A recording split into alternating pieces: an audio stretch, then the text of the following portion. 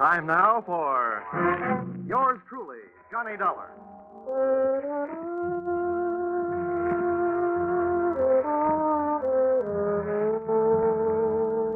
The next half hour has its baggage packed to take a trip with America's fabulous freelance insurance investigator, Johnny Dollar. At insurance investigation, he's just an expert. At making out his expense account, he's an absolute genius. Expense account submitted by Special Investigator Johnny Dollar to Frederick Kimball, General Manager, Fine Arts Insurers Incorporated, New York, New York. The following is an accounting of my expenditures in the investigation of the stolen portrait of the Duke of Massen, or who opened the season on Canvasback Duke.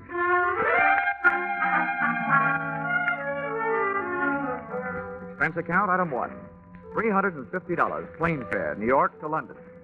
Item 2, $125, replacement, brand new light tan topcoat, borrowed and not returned by fellow passenger during flight. We had cleared Gander, Newfoundland, and were 4 hours out, flying at 20,000 feet over the Atlantic, with the night and the weather fighting it out to see which could darken the sky first. Most of the passengers were asleep, but the rough weather was giving the man in the seat beside me a rough time. Although the plane had leveled off, his dinner was still trying to gain altitude.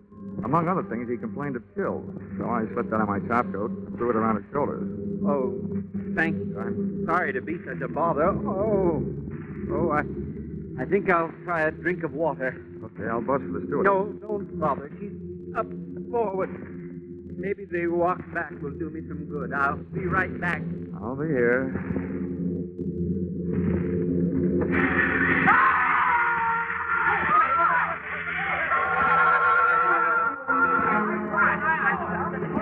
My seatmate had carried his constitutional too far. He stepped out for a breath of fresh air.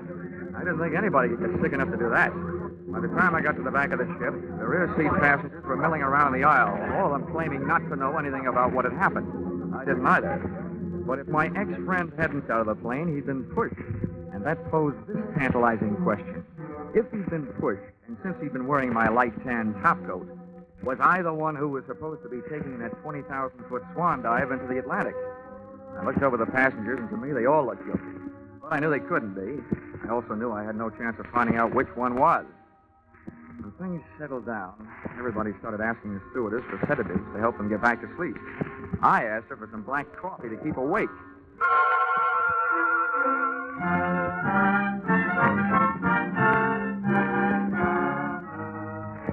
By 4 o'clock the next afternoon, I was in good health in London and in the office of your policyholder, Dexter Morley. Yes, I've been expecting you, Dollar. Your company cabled that you were coming. They're very generous of them to send you all the way over here to help. The way I have to pad my expense account to make an honest living. Don't ever accuse my clients of generosity. Oh? Oh, no. They aren't being soft-hearted benefactors. They're being hard-headed businessmen. If that painting stays lost, it'll cost them $250,000. Well, I'd better brief you from the beginning. Oh, if I yawn during your story, Morley, don't mind. I'm just sleepy. I see. Very well, I'll make it brief, Dollar. Well, during my lifetime, I've developed an overwhelming appreciation for fine painting. Unfortunately, I have not been able to develop the fortune that should go with it. As a result, I haven't only not been able to paint great paintings, I've not been able to afford to travel to the museums around the world where the great masterpieces hang. I guess there must be a lot of people stuck in the same fix. Exactly, and that's what gave birth to my plan. I have organized what you might call the Masterpiece of the Month Club. Its members are 12 of the top museums and galleries in the world. This plan calls for them to rotate their most famous paintings. In other words, if the people can't afford to come to the pictures, my scheme brings the pictures to the people. A new one, every month. Oh, that's very interesting, Mr. Morley. But let's talk about the one that got away. Oh, yes, of course. I was merely outlining the background of this case to delineate my responsibility in the matter. Well, so now we know that you feel personally responsible for the loss of the painting, even though it's well insured. Mr. Dollar, no amount of money can get that picture repainted by the man who originally painted it. The artist, Bonnet, has been dead for more than 300 years. Oh, a real gone guy. Well, if we fail to recover Bonnet's masterpiece, the Duke of Massen, it would not only be a tremendous shock, but also a tremendous loss to the world of art. Further, it would ruin my reputation. The very first painting to be loaned arrives here in London from Paris 4 days ago. And the first night after I deliver it to the museum, it is stolen off their wall. Okay, Mr. Morley. So much for the story. Where's the museum? It's the new art gallery at Coventry. Here's the address. I won't be able to accompany you myself as I'm flying across the channel immediately to try to calm the officials in Paris, the ones who loaned the stolen painting. They've been calling incessantly. I'll phone my assistant, Miss Harding, to meet you at the main entrance in the museum. Let's say 45 minutes? Okay. Tell her I'll be the man asleep on the step.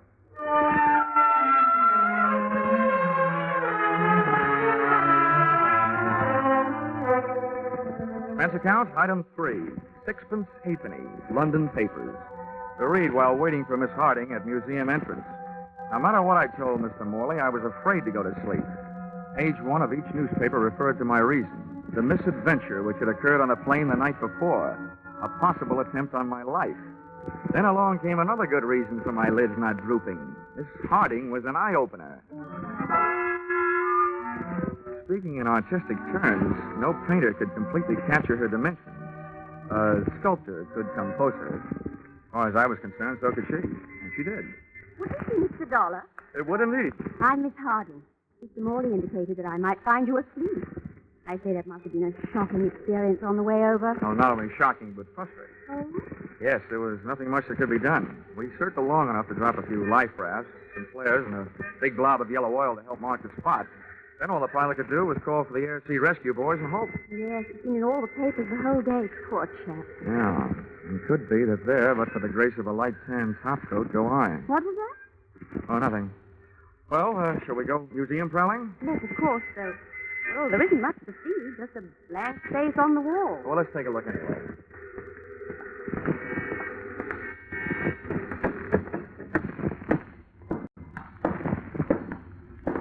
Hey, did you see a blank space on the wall? Why, yes. You mean they stole the painting frame and all? Indeed they did. Oh. Art thieves are doing things the hard way these days. Usually they just cut the painting out of the frame, stick it under the coat, and make a getaway. Yes, Mr. Dollar, I know. But perhaps this job was done by a beginner, or perhaps the burglar was interrupted and had to make a run for it, frame and all. There are infinite possibilities. Yes, infinite. Thanks. Mr. Dollar, frankly, I think this trip here to the museum is an utter waste of time. I've gone over the whole situation with a gentleman from Scotland Yard. There isn't so much as a single fingerprint. Miss Harding, I have yet to solve the case with a fingerprint. Sorry, I forgot. Men just can't stand to see any show of efficiency in a woman. Oh, I wouldn't say that. It's according to what they find their efficiency. I'm speaking of business. Mr. Dollar, I'm sure that I can save you a great deal of trouble. I've already done an extraordinary amount of research on this case. Well, be careful what you tell me, Miss Harding. At this point, I confuse easily. Mr. Dollar, a child could understand what I have to tell you. Sometimes a wide-awake child is better than a sleepy man. But go ahead. Now, this is the place, right here. No. There. You see? A blank wall. Now, Mr. Dollar, of the 12 foremost art thieves in London, I have discovered that 9 are currently in prison. 1 is in hospital after falling 4 stories off a roof, and the other 2 are at large and may be found residing at the addresses I have here. Hey, you sound more like a patron of the criminal courts than you do of the arts. The entire subject of criminology fascinates me. Now, have you seen enough of your blank wall? Yep, things are blank enough. Give me those addresses. And while you're at it, maybe you better give me yours. Mr. Dollar, you don't think I look suspicious? Oh, no. Delicious.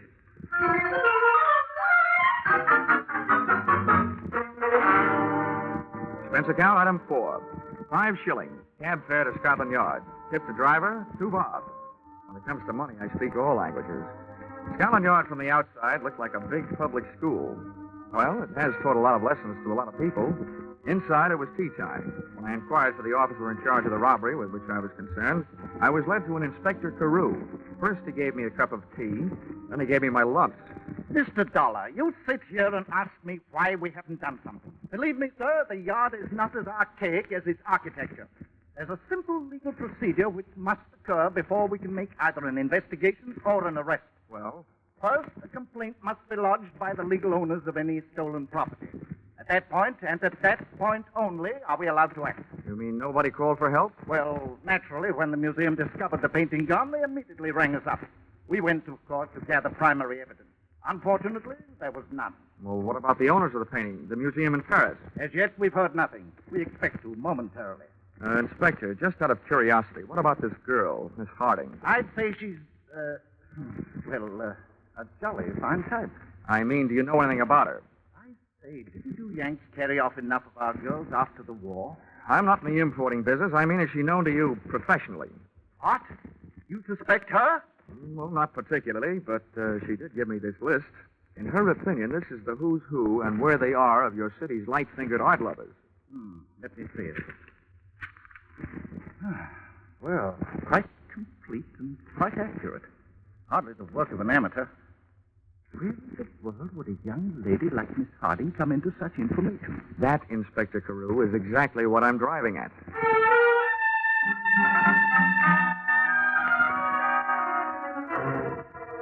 Back in a taxi, headed from Scotland Yard on my way to check into the Mount Royal Hotel, I gave my eyes a rest at the risk of missing the sightseeing, but my mind refused to follow suit.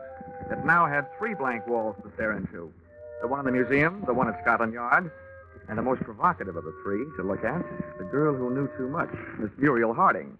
My mind also kept ruffling my nerve ends with a question. Was I supposed to be the guy who got dumped out of that plane the night before? We arrived at the Mount Royal Hotel, and I got my answers. Here we are, sir. That's the Mount Royal, right? Dead on, across the way. You can't miss it. Okay. What's the bill? To you, sir? That'll be half a crown. How much? 2 and 6 cents. Oh, here. You figure it out.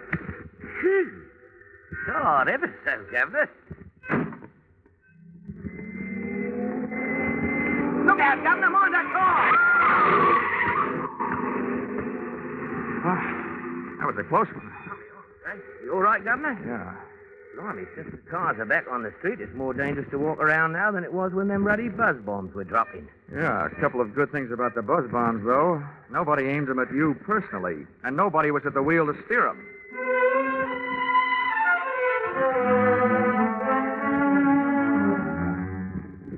That made it official. I had been set up for a pigeon, and it was me somebody had tried to turn into a seagull during that flight across the Atlantic. Expense account item 5, £3.10 to bellboy for services rendered. How about that? $14 for a bottle of scotch. I knocked off 40 winks that felt like only 20. Then I grabbed a shower, shave, and a cab down Oxford Street and over to Soho. Expense account item 6, 5 shillings, the legal limit on the price of dinner in England these days. I ate in a nice place called Kettner's, dinner being a bit of chicken, 3 choices of vegetables. Brussels sprouts boiled, Brussels sprouts creamed, and Brussels sprouts roasted. For dessert, I looked at the names and addresses of Miss Harding's 2 candidates for the boys most likely to have succeeded in swiping the missing portrait of the Duke of Massen. I was in the right district for one of them. I found myself in a dark and lonely mews. That may sound good to you, but in Soho, a mews is still only a place fit for ash cans and cats. I groped my way up the stairs to the address of the number 1 boy on Miss Harding's list. On the top step, I was breathing hard. It wasn't all from the climb. I clenched my teeth, my knuckles, and knocked on the door. Then I broke roll 2, the basic instructions for the working snoop. I opened the door. That lock never went to Yale. The door of a wood-burning stove across the room was open, the flames erratically painting the walls with orange light, then erasing them back into black darkness. I finally dared to breathe. Then I saw what I was looking for, lying on a table, its edges curled upward. An oil painting of a guy with short breeches and a long face. I started forward, but something barred my foot. I stared down at the floor in front of me. First it was pitch black. Then the light from the stove flared up, and I saw that the object was what I thought it was and hoped it wasn't. A man, wearing his head, and I don't mean his hair, parted in the middle. I rushed across the room, flipped the middle off the top of the stove to give me more light, and looked for a telephone. There was none in the room with a corpse, so I tried the door of the next room. And the door I was trying started erupting.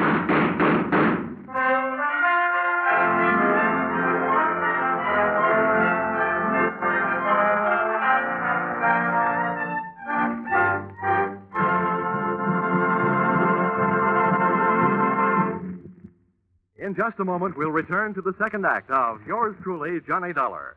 But first, we want to remind you that those delightful, charming neighbors, Ozzie and Harriet, are coming back home next Sunday night, coming back to CBS. You'll be able to join them on most of these same stations at 6:30 Eastern Standard Time, just before the Jack Benny Show. Ozzie and Harriet now have their own sons, Ricky and David, playing themselves in place of the young actors who formerly portrayed them. So make it a party for your whole family when Ozzie and Harriet, Ricky and David come home with their fun and laughter to CBS next Sunday night. And now, back to yours truly, Johnny Dollar.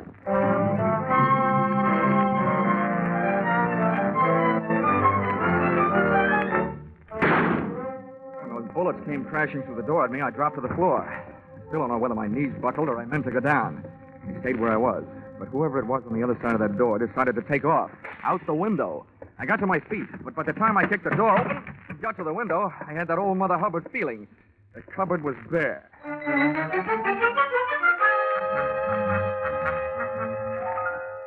And that's what I'm doing here in your flat, Miss Harding. After my little adventure, the first thing I did was to call the police. And the second was to come here to call on you, the girl who steered me into that shooting gallery. Well, you needn't sound so annoyed at me. Of course, I advised you to go there, but after all, it was your duty. And you did recover the picture. And almost lost my health doing it for the third time. Really? Yes, really. First, somebody tried to make a seagoing paratrooper out of me. Then they tried to make me part of the pavement by running me down with an auto. And now tonight, somebody on the other side of a door tries to turn it into my personal copy of the Pearly Gate. That's really enough for me. Mr. Dollar, where is the painting now? At Scotland Yard. And now let's change the subject back. What's bothering me is bothering me plenty. I want to know who didn't want me to find that picture and why. Why, it seems elementary. Thank you, Dr. Watson. The thief naturally didn't want you to find it. Miss Harding, please. When I got shot at, the apparent thief was dead. Well, they do have henchmen, you know. If he was killed by an accomplice, why did the killer leave the painting? Oh, I'd have no way of knowing. Of that, I'm still not sure. Oh, really, Mr. Dollar, come off it. You hardly suspect me. I suspect you left if you'd stop saying that. At this point, I suspect everyone. Even Dexter Morley, of dreaming up this whole painting of the month scheme to bring those paintings within stealing distance. Oh, but that's utterly ridiculous. I know. If that was the plan, he'd wait until he had more than one picture on the road to steal. That's why I don't suspect him. Well, frankly, I don't see why you continue to worry. After all, your part of the job is done, isn't it? Yeah, I suppose you're right. But I still have a yearning burning deep down inside of me to break somebody's neck. Mind if I use your phone? Of course not. Help yourself. Thanks.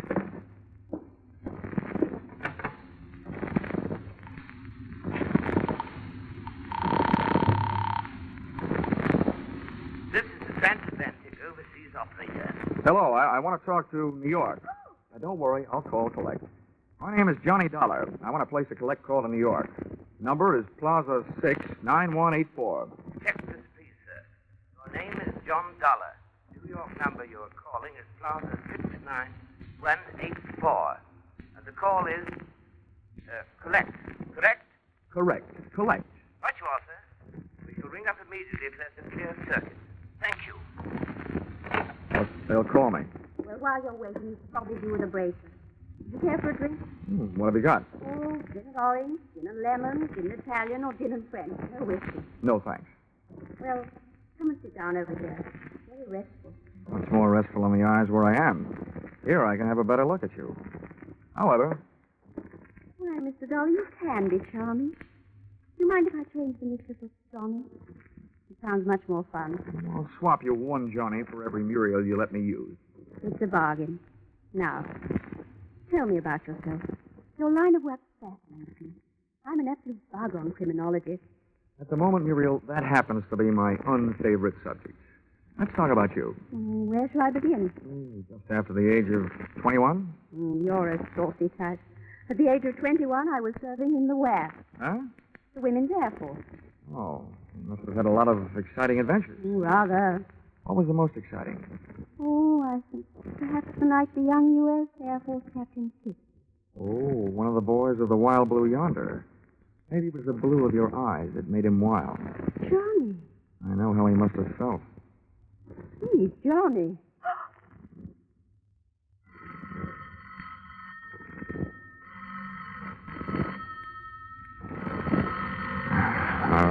I'll be right back. All right, darling. Hello? Are you there? Are you there? Of course I'm here. Mr. Dollar? That's right. We're ready with your call to New York. The signal at the end of 3 minutes. Are you ready to talk? The minute you stop. Right you are, sir. Carry on.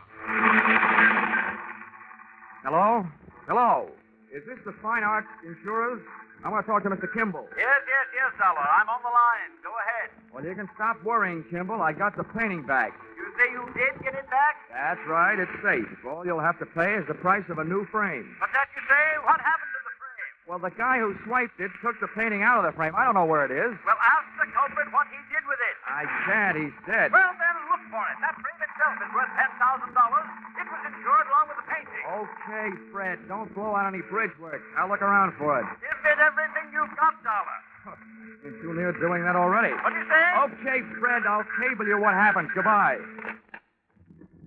Well, Muriel, vacation's over. I just got put back to work. I gather from your conversation you want to send you chasing off into the night to look for the picture frame. Yeah, that's it. Oh, it's ridiculous. The thief had probably already found it somewhere in that fellow's flat. I'll check that. But my work is personal service. But oh, must you go, Johnny? It's only 10:30. Couldn't you put it off till morning? Well, there's nothing I'd like better, but... Couldn't you stay even for a little while?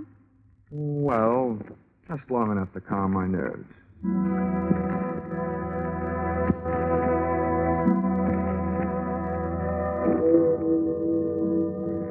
Big Ben was ringing up midnight on Time's greedy cash register when I finally cleared with a bobby guarding the back alley flat that had not so long before given up one unprecious life and one very precious painting. The place was darker than it had been on my previous visit, and when I groped for the electric switch, I realized why. There had been a brisk fire blazing before. In the bottom grate of the stove, I found enough unburned portions of the hot picture frame to justify my conclusions. And I found something else that came under the category of hot rocks. Expense account, item 7. Cab fare to the office of Dexter Morley. The front door was not only locked, it was barred. However, at the back of the building, I had better luck. A loose window down to the basement. I had broken a law, but I didn't want to break my neck, so I snapped on a light. The basement was loaded with cabinet-making equipment. But for my dough, they weren't making any cabinets. There was a bench with a power drill, and on the floor below it, a pile of sawdust and wood shavings. That was normal enough, but the sawdust pile was glinting with tiny specks of crystallized glue. With what I had now, all I had to find was Dexter Morley. He made that easy. He found me. Stay down there, Dollar. Right where you are. Well, welcome home from that trip to Paris you didn't take. That gun in your hand suggests that I'm right about one thing, anyway. Yes, and what would that be? That whoever took those shots at me earlier tonight was probably not an Englishman. The bobbies over here don't carry guns, which makes most English mugs afraid to. You're an American. That's interesting, but hardly valuable. I've got some more. How valuable is this? I think you're in on, or at the head of, a very high-class smuggling racket. And I think you set up that painting of the month scheme of yours to establish just about the neatest method of smuggling that I've ever heard of. You're very generous, but I know how I operate, so what you could tell me about it could do nothing more than bore me. What I want from you are the diamonds. Maybe I can trade you. Some diamonds for some answers. You're in no position to bargain. Give me the diamonds or I'll shoot you and take them off you. No, wait a minute. I'd better explain my bargaining position. And I think you'll admit it's not the worst. Since you must have followed me here, you know I took a cab from the murder flat. One without a taillight, so you don't have the number. But, brother, I do. And the diamonds are jammed down behind its back seat. Now, let's bargain. Why, you... All right. What do you want to know? Just let me do the guessing, and check me if I'm wrong.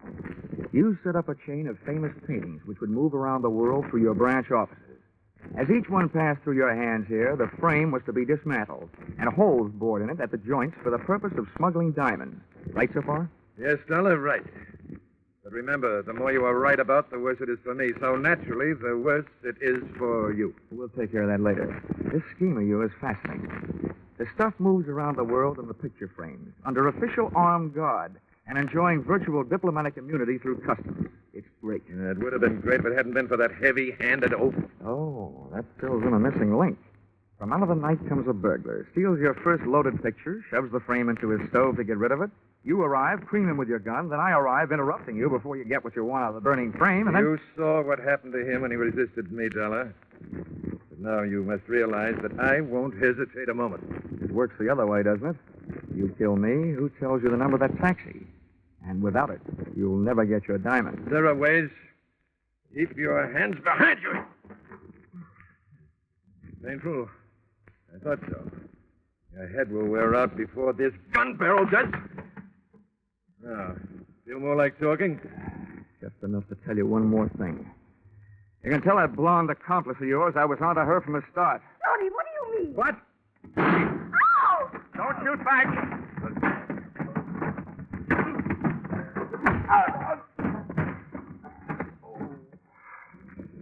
I can't repay you for those 3 tries you made or had made on my life, Morley. But here's what it feels like being hit on the head with a gun. Yeah, rockabye booby.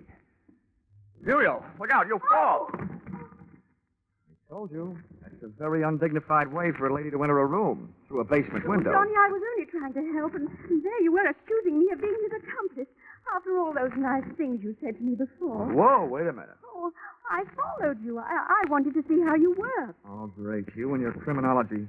At least you might have stepped in before you hit me those 2 licks. Look at my head. Oh, I'm sorry, Johnny. It's just that I love crime. Well, come on, get up. Oh.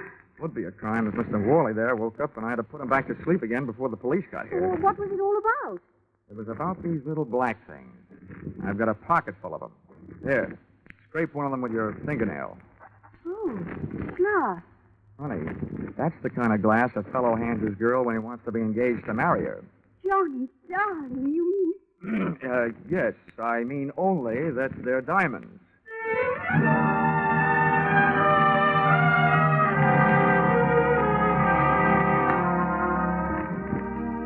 Expense account, item 8, $350.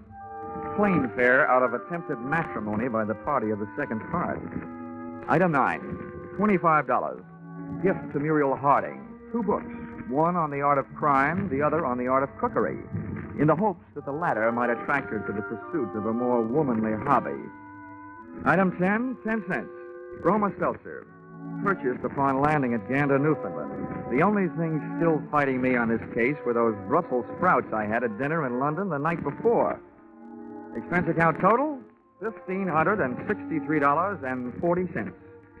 If you find any slight discrepancy in this amount, in my favor, blame it on my confusion and lack of understanding of the international rate of exchange.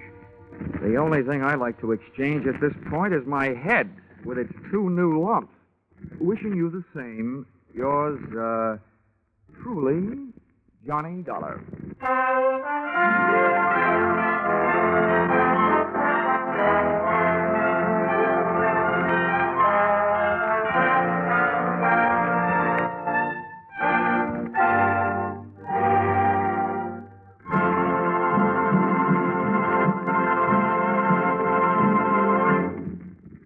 In just a moment, more about Johnny Dollar. But first, Academy Award winner Jane Wyman comes as guest to the Family Hour of Stars, and Ozzie and Harriet return in triumph to CBS.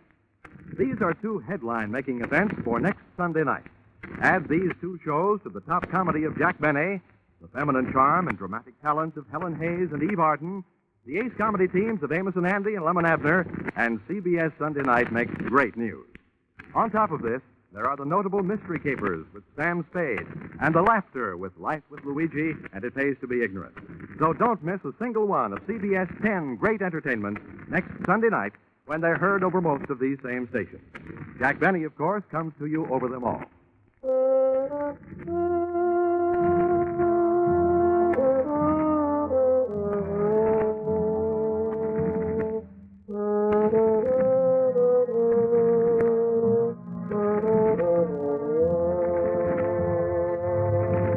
Listen in again next week when CBS brings you Yours Truly, Johnny Dollar, with Charles Russell as Johnny. Yours Truly, Johnny Dollar is written by Paul Dudley and Gil Dow, with music by Mark Warnow, and is produced and directed by Richard Sandville for CBS, the Columbia Broadcasting System.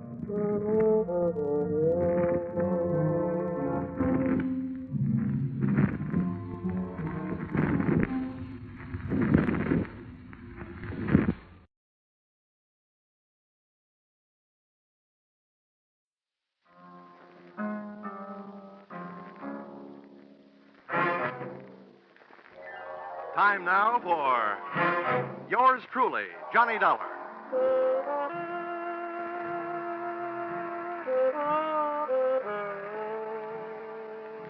The next half hour has its baggage packed to take a trip with America's fabulous freelance insurance investigator, Johnny Dollar. At insurance investigation, he's just an expert. At making out his expense account, he's an absolute genius.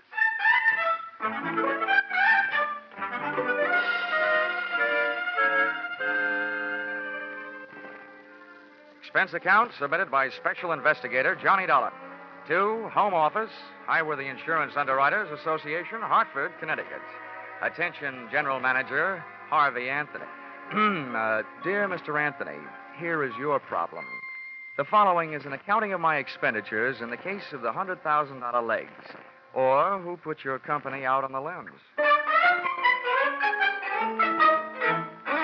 Expense account, item 1, $60. $20 across the board on a losing horse I was rushed into betting on when you had me paged on the public address system at the racetrack. This is Harvey Anthony, Dollar. Thanks for calling back so soon. Now, when they paged me, they said it was an emergency. It better be. Why? What's the matter, Dollar? This is my day off. And if I know you, this call is going to make it an off day. If I know you, my friend, you won't mind this assignment. I want you to go out to Hollywood. Act as a bodyguard for a big movie star, Marilyn Major. Oh, not a bad body to guard.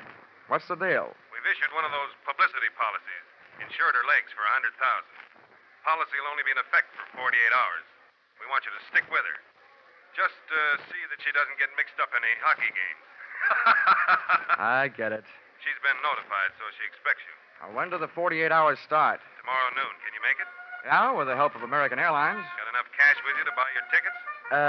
About that, I'll know right after the next race. I'll call you from Hollywood.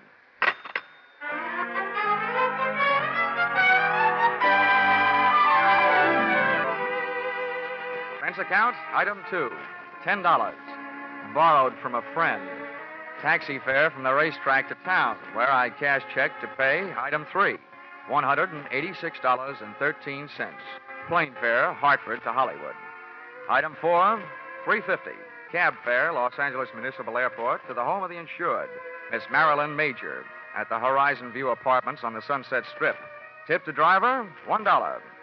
Miss Major's apartment had the best view of the horizon, it being the penthouse. But her outlook was anything but rosy. I found the apartment door open. First I looked in, then I went in.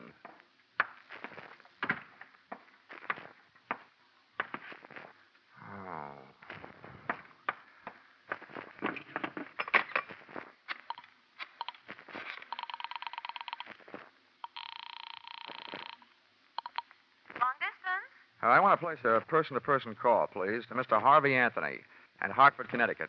Volunteer 3-6000. My name is Dollar, as in blood money. While I was waiting to get Mr. Anthony, I wondered who had got Miss Major. In the movies, I'd always thought she looked right at home anywhere. And now, right there in front of me, she was passing her toughest test. Lying there, nice and relaxed. She looked right at home in the role of the beautiful gal who has just been murdered. Her face was calm. Her legs were neatly placed in the best of cheesecake tradition. The only thing not quite as it should have been was a very real bullet hole, which she was wearing where an earring should have been. But the next cameras that would be taking her picture would be police cameras. B pictures. B for bloody. Mr. Dollar? Oh, yeah? Here's your party. Go ahead. Oh. Hello? Hello? Hello, Dollar? Yeah, this is Dollar, all right. Anthony, first I want to tell you, those legs you insured are still in beautiful shape. Good, fine. I only hope you didn't also insure Miss Major's life. She's dead. What? Marilyn Major dead? That's right. Oh, we certainly do insure her life. We only issued that publicity policy on her legs as a courtesy. Dollar, get to work on it right away. I'll get to work on it, but don't waste too much hope. To me, it looks like your only out is if the policy does not pay off on murder. Murder? Good heavens. Well, there may be something about the case that'll save us from paying double indemnity for death by violence. Oh, this is death by violence, brother, any way you look at it. Okay, Anthony, I'll get to work on it right after I call the cops and make a report. Do your best. Goodbye. Okay, goodbye. Well, Hang up that telephone, mister. the dame standing in the kitchen doorway had .32 caliber steel in her hand to back up the brass in her voice. She was a youngster, but obviously an old-timer at a lot of things.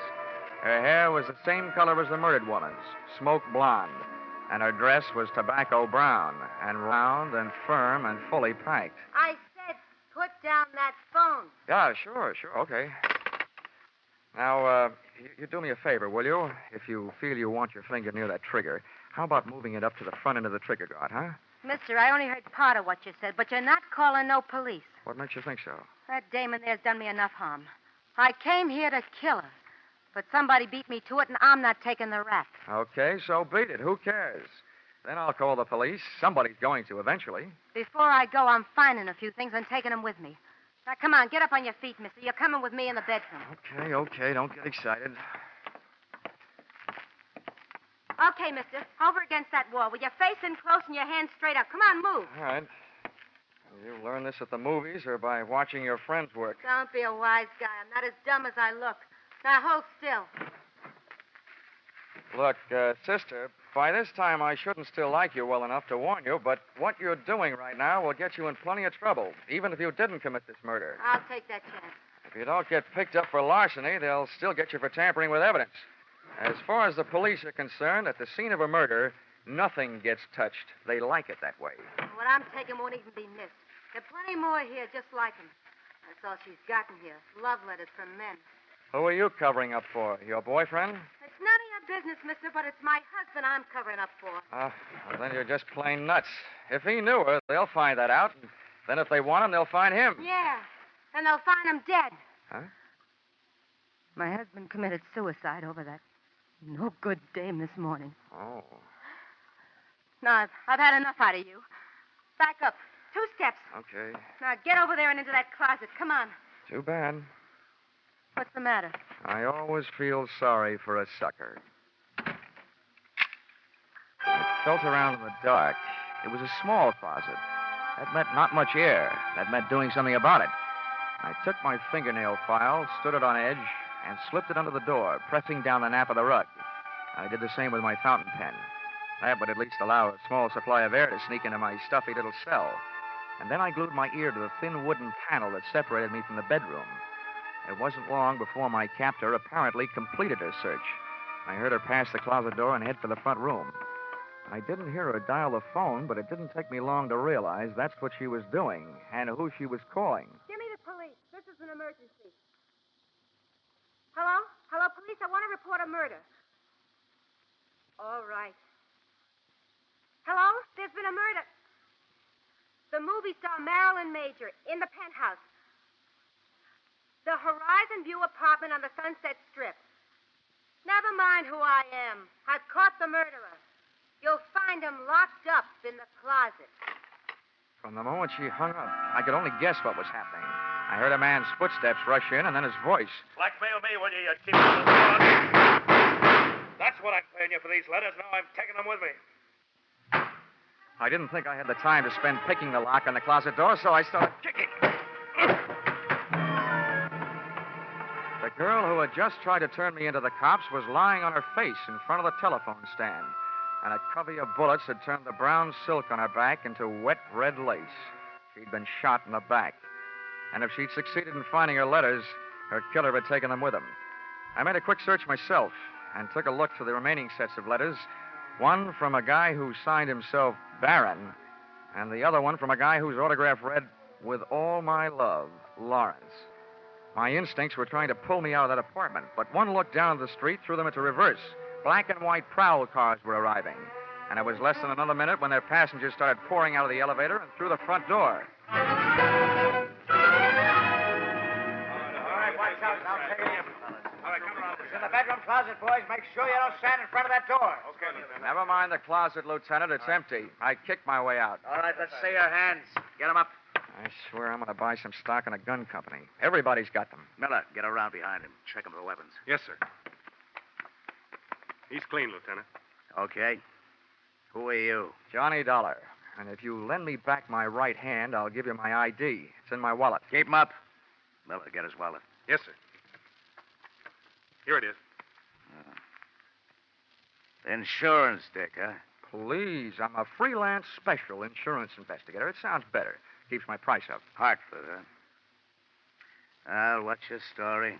Well, first, I'd like to go on record as saying I didn't commit either one of the murders. Either one? What are you talking about? Well, this one here is the girl who phoned in the report that brought you here. The one she was talking about, Marilyn Major, is lying just as dead on the floor in the bedroom. Miller, get in there and take a look. Yes, sir. While he's looking, you keep on talking. Okay, I'll start from the beginning. I was sent out here by Highworthy Insurance. They just issued a policy on the legs of that dame in the other room. $100,000. Publicity stunt. I was supposed to protect their interests. What do you mean by that? Well, what do you think? I was supposed to see that she didn't attempt any Hindu fire dances or try walking any tightropes during the next 48 hours. Well, your worries are over in that department, at least. What else? When I got here, the door was open. I walked in and found her, dead. Any way to prove that? Any witnesses? Just one. She's lying there behind her. Uh-huh. Over the phone, she accused you of the murder. That's the wrong kind of a witness. No, Lieutenant. The wrong kind of dame. She knew I didn't do it. She was somewhere in this apartment when I arrived. Then why did you say it? I can hardly ask her. Listen, Lieutenant. She did tell me that she came here to get some letters. Her husband had written them to the major dame. She said she was trying to protect him. From what? Who knows? Maybe she just wanted him to rest in peace. The guy committed suicide this morning. We can't check your story with him, can we? You've got a lot of dead friends. How did this one here get that way? I'm not sure. While I was in the closet, I heard her call you. And then a man came in and yelled something about blackmail at her and shot her. And naturally, he had disappeared by the time you kicked your way out of the closet. That's right. This story of yours may win some kind of a prize, Dollar, but not for me. I'm not a judge. That's one thing in my favor. Hey, Lieutenant, I got something. The dame is dead, all right. And look what I found in that closet. A fingernail file, a fountain pen with a name on it, Johnny Dollar, and a .32 caliber revolver jammed in a shoe. Well, Dollar, that combination puts you in a kind of jam, too. Look, Lieutenant, I think I can make you see things my way if you let me go through my story once more.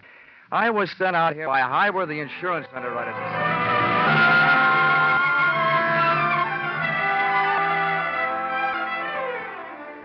Expense account, item 4, $3. Candy, gum, cigarettes, and magazines to make cell number 36, Los Angeles City Jail, less like a no place and more like a home. There's something about a jail door closing on you that sounds very final.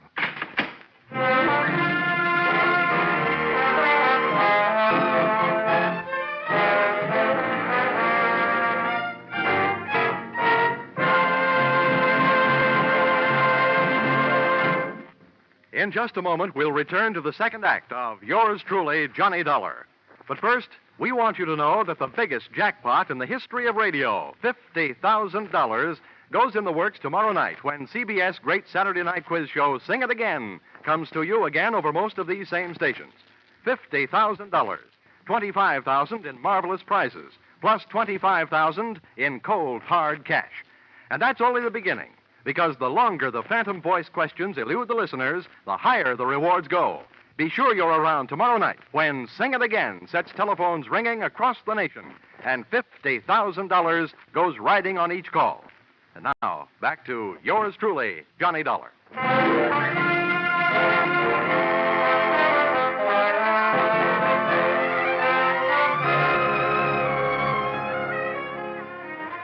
When I accepted this Hollywood assignment, I visualized spending much of my time gazing upon bars, but not the kind offered by cell number 36.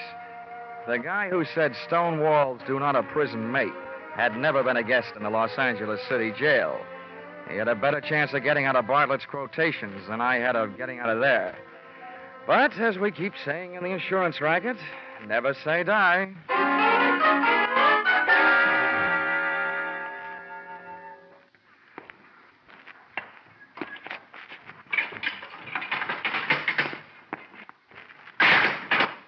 Well, Lieutenant Roach, what are you in for?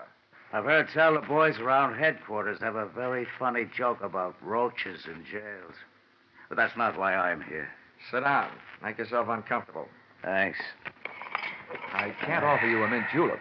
The closest I can come is a spearmint lifesaver. Oh, thanks. This kind of zero is a pleasure after facing the kind we're up against. Huh? So for $1, all we've got to go on is you and a mess of evidence we haven't as yet been able to trace down to its rightful owners. Oh, incidentally, about that gun we thought might be yours. Oh, don't tell me you're going to give it to me as a birthday present. It was the weapon used to kill Marilyn Major, all right. The paraffin test we took on your hands let you out. You haven't been firing any guns lately. Does that mean you've come here to escort me to the front door? No, not so fast. We do want to know what your fingerprints were doing all over those 2 bundles of love letters we found. I'm going to have to learn to pick things up with my knuckles. Lieutenant, I just had a natural curiosity as to who killed the cat. The only difference between us, Roach, is that your curiosity is official. How far did you get? Not far enough. Didn't take much figuring to know that Miss Major has been playing a high-class badger game.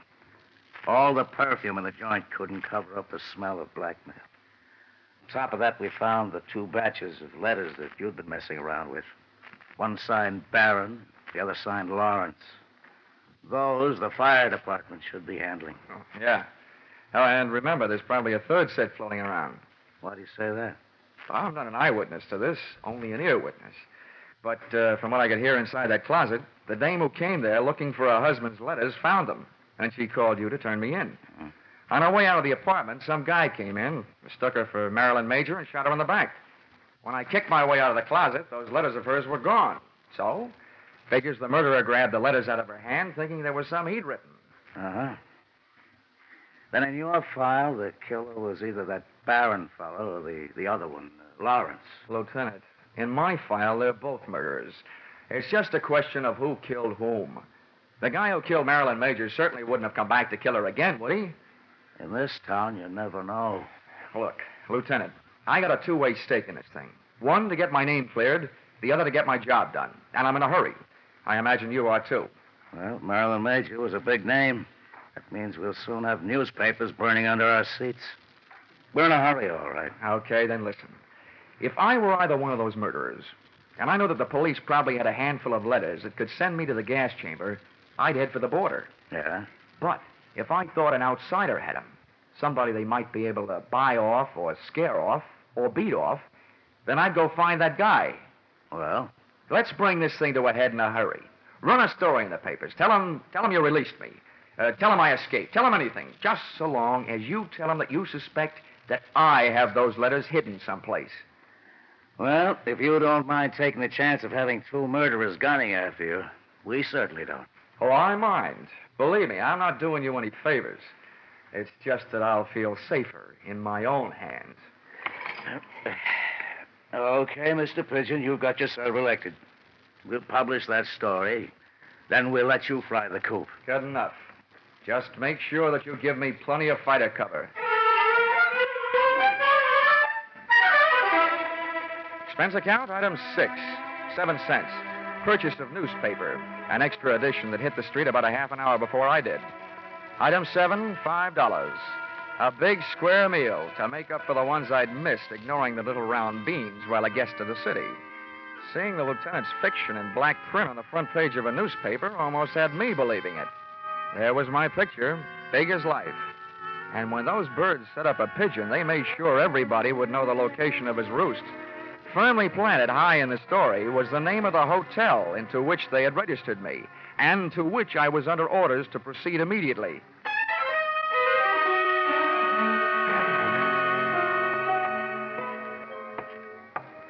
As I walked down the hotel corridor to my room, I felt an icy chill and a flight of goose flesh headed south down my spine.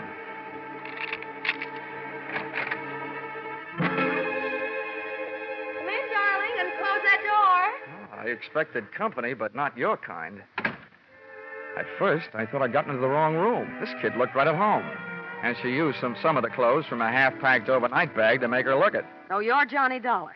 Yeah. Thanks for saving me a calling card. Who are you? Alice Hill, That doesn't mean anything. otherwise known as Mrs. Lawrence Hill. Oh, Lawrence. Oh, the last time I saw that name, it said with love, but not to you. That's why I'm here. I want those letters. Why aren't you carrying a gun? It'll be here if we need it. We? Yes. My husband's down in the lobby. Look, if you give me those letters he wrote, I'll pack up my little bag and leave, and everybody will be very happy. Yeah? I think I know the next line, but go ahead. I hope you keep on being that smart. My husband was watching for you when you came in, so he knows you're up here. Naturally, he knows I'm here, and he's on his way up. We want those letters. This isn't just a Badger game. This is the World Series. If I don't give you the letters, your husband busts in here, shoots me, and I get written off under the unwritten law. Neat, neat, neat. It's a handy law. You're right. It's covered a multitude of sins. Where are the letters? Where's your husband? What's the matter with you? What do those letters mean to you? Well, right now, they look like my only hold on the future, Mrs. Hill. How do I know that you and your dear Lawrence won't kill me after you get them? Do you want me to take your word for it? Well, I'll have to trust Lawrence. He'll know what to do. I already know. There's nothing else for him to do. Look, Mrs. Hill, why don't you wise up? Your husband is ready to commit one murder to remove the evident motive for another. And he's dragging you into this with him. You'll wind up an accessory before, after, and during the fact. You're running up a blind alley as fast as you can run. And it's too late to turn around, so I'll just have to keep running. Ah, well, here he is. Lace up your track shoes, lady. The race is on. Come in. All right, sit still. Freeze, both of you. It's okay, Alice. You can hold off on the dog and pony show. Save it for the witnesses when they arrive. Don't waste it on Lawrence and me. That isn't Lawrence. What? Oh, so this must be Barron. You all through? That depends on that gun in your hand. Where are the letters? Letters. Yeah, I'm beginning to feel like a mailman when he's late getting around in the morning.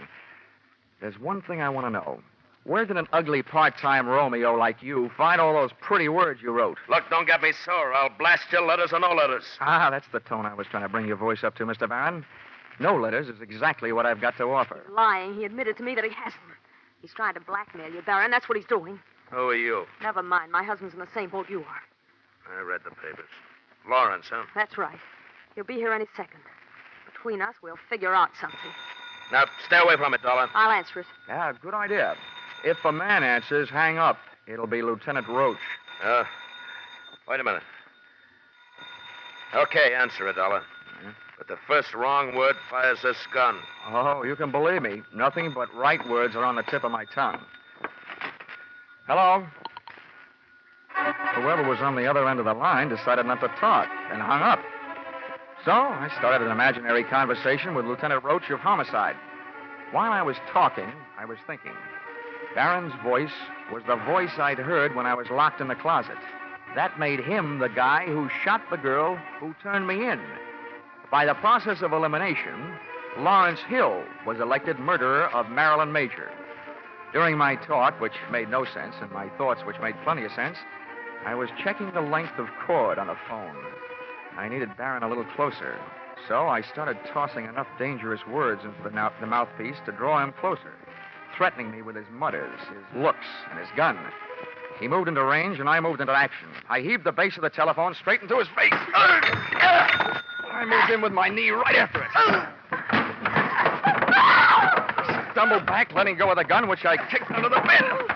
Then I made a break front out of the dresser next to the bed, using his head to break the front. The water from the cracked-up pitcher hit him in the face, but it didn't do him any good. Hey, get out from underneath there. Get away from that gun. Come on. Well, I got a hold of your ankles. I got a good mind to do this thing right and heave you out the window. Let go of me. Come on now, stand up. You. All right, how much do you want? We don't want any trouble. Just let me out of here. We'll pay you anything. My husband's an important man. So am I. I've had all the pushing around I'm going to take. From now on, I'm the dealer, and your hand is to shut up. All I want to do is get out of here. Oh, no, you don't. I baited you. You tried to bait me. Now we'll both sit here and bait your husband. It must have been him that called this room and hung up when he heard my voice. One thing I didn't bother to tell you. Your husband couldn't have known I was up here until then, because I came in the hotel the back way and came up here the back way. Elevator and all. What do you mean? You baited me? Why do you think the police put my name, my address, and my picture in the newspapers? To draw autograph on us? Oh. Oh is right. Now get over there in the corner while I retrieve Mr. Barron's gun from under the bed before some mouse crawls out of the woodwork and tries taking a shot at me. Go on, get going. Turn around. Okay. Now, if you don't want me shooting runs in your stocking, don't make a move while I'm under the bed. I feel like something that old maids hope for. Lawrence! Where is he? On the floor. He's got a gun. Shoot him. Kill him under the bed. No, Lawrence, not him. Door. He's under the bed. under the bed and taking no chances.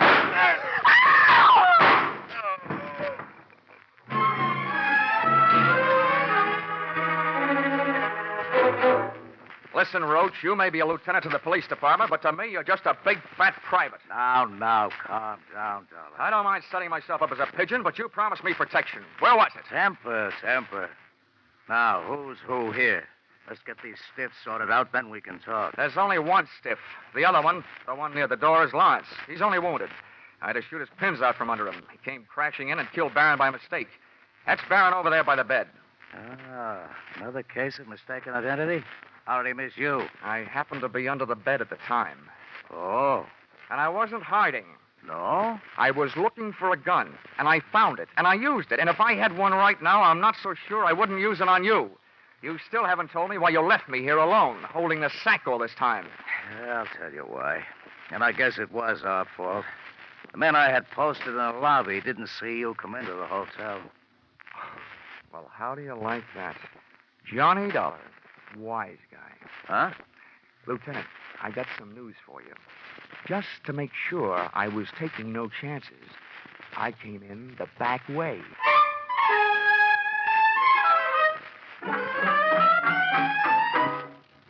Expense account, item 8, $62. Hollywood Entertainment. Seeing what there is to see at Ciro's. Item 9, $105. Seeing to it that one of the things I saw at Ciro's had a good time with me at the Mocambo. Item 10, $186.13. Plane fare, Hollywood back to Hartford. Item 11, $1. Ticket to the movies, back in Hartford, to study the last motion picture of Marilyn Major, so that in the future I'd be sure to steer clear of her kind of a woman, who is too much of a jinx for my kind of man. Expense account total, $948.76. Signed, yours, truly, Johnny Dollar.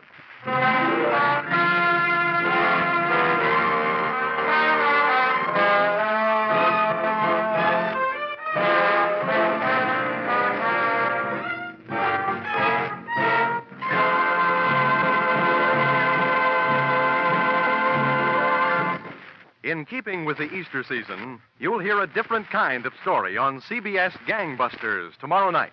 The authentic story of a former gangster's fight to go straight, broadcast in cooperation with outstanding parole authorities.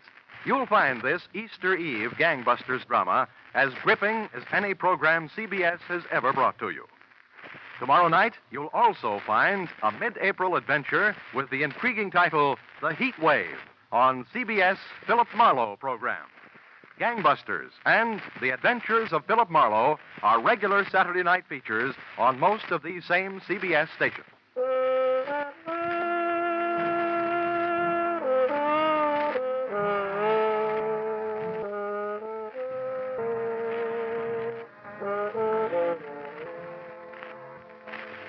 Listen in again next week when CBS brings you yours truly, Johnny Dollar, with Charles Russell as Johnny.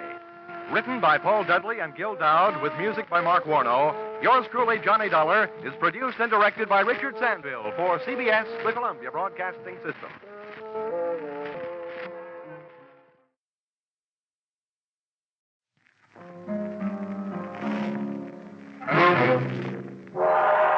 Time now for yours truly, Johnny Dollar.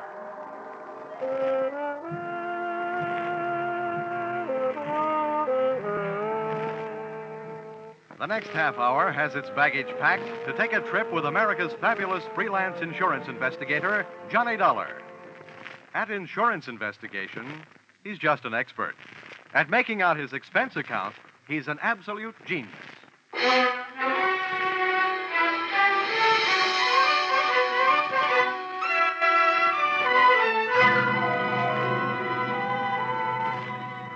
Expense account submitted by Special Investigator Johnny Dollar to Home Office, American Pioneer Life Insurance Company, Hartford, Connecticut. Attention, W.K. Green, General Manager.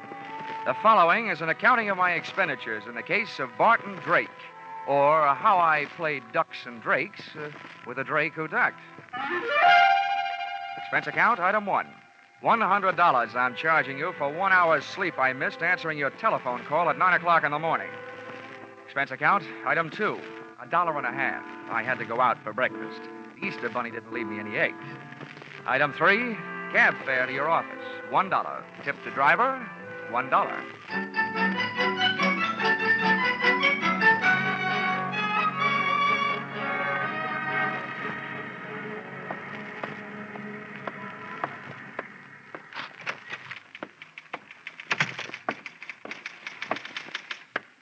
Good morning, Johnny. Why don't we make that good night sometime soon? Shall we, Chickie? Well, I've had to type up some of your expense accounts. I think maybe an evening with you might be fun.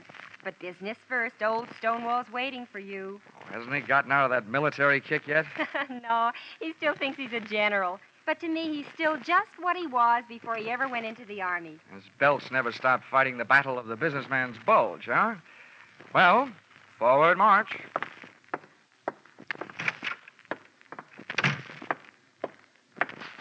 Good morning, Mr. Green, sir. Mr. Dollar reporting as ordered, sir. Addie, Oh, yeah. What's this saluting and heel clicking about? Oh, I thought you might be homesick for some military courtesy. Yeah, I'd be surprised to get any kind of courtesy from you. But we're not paying you to be polite. Sit down. Here. I got a job for you. Here. I had a copy made of the file in that case. You can take it with you. Thanks. Barton Drake, huh? Oh, yeah, I remember him. Let's see. Life insurance, $30,000. Beneficiary, Mrs. Barton Drake. Well, what is it? Is he dead or just dying? Neither, we hope.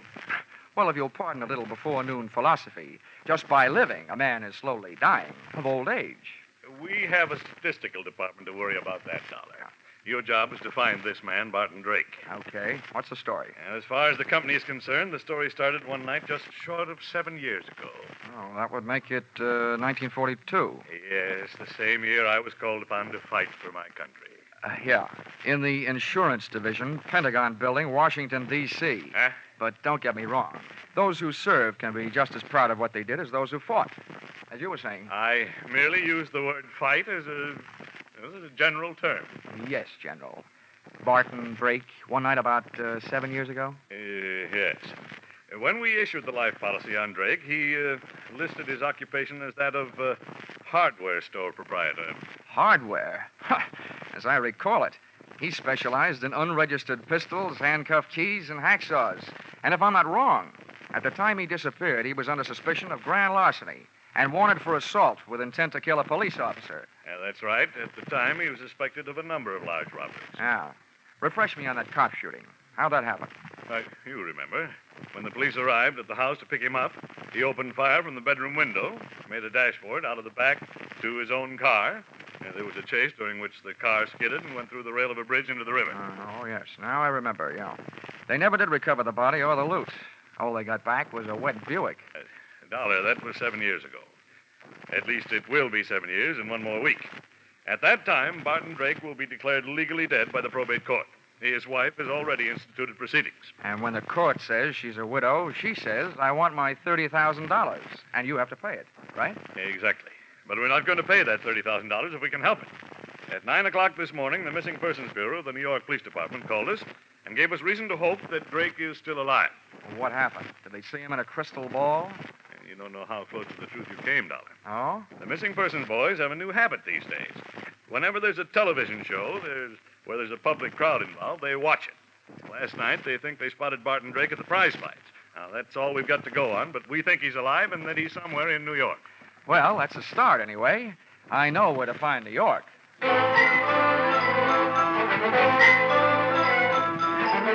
Expense account, item 4, $7. Mileage, Hartford to New York. I stopped in Bridgeport to soak up a dish of coffee and whatever information there might be in the insurance file. Of the two, the coffee was the stronger. All I learned from the file was Drake's physical measurements, the birthplace of his mother, his wife's maiden name, the last known quotation on his blood pressure, and his home address in Manhasset, Long Island, to which I went.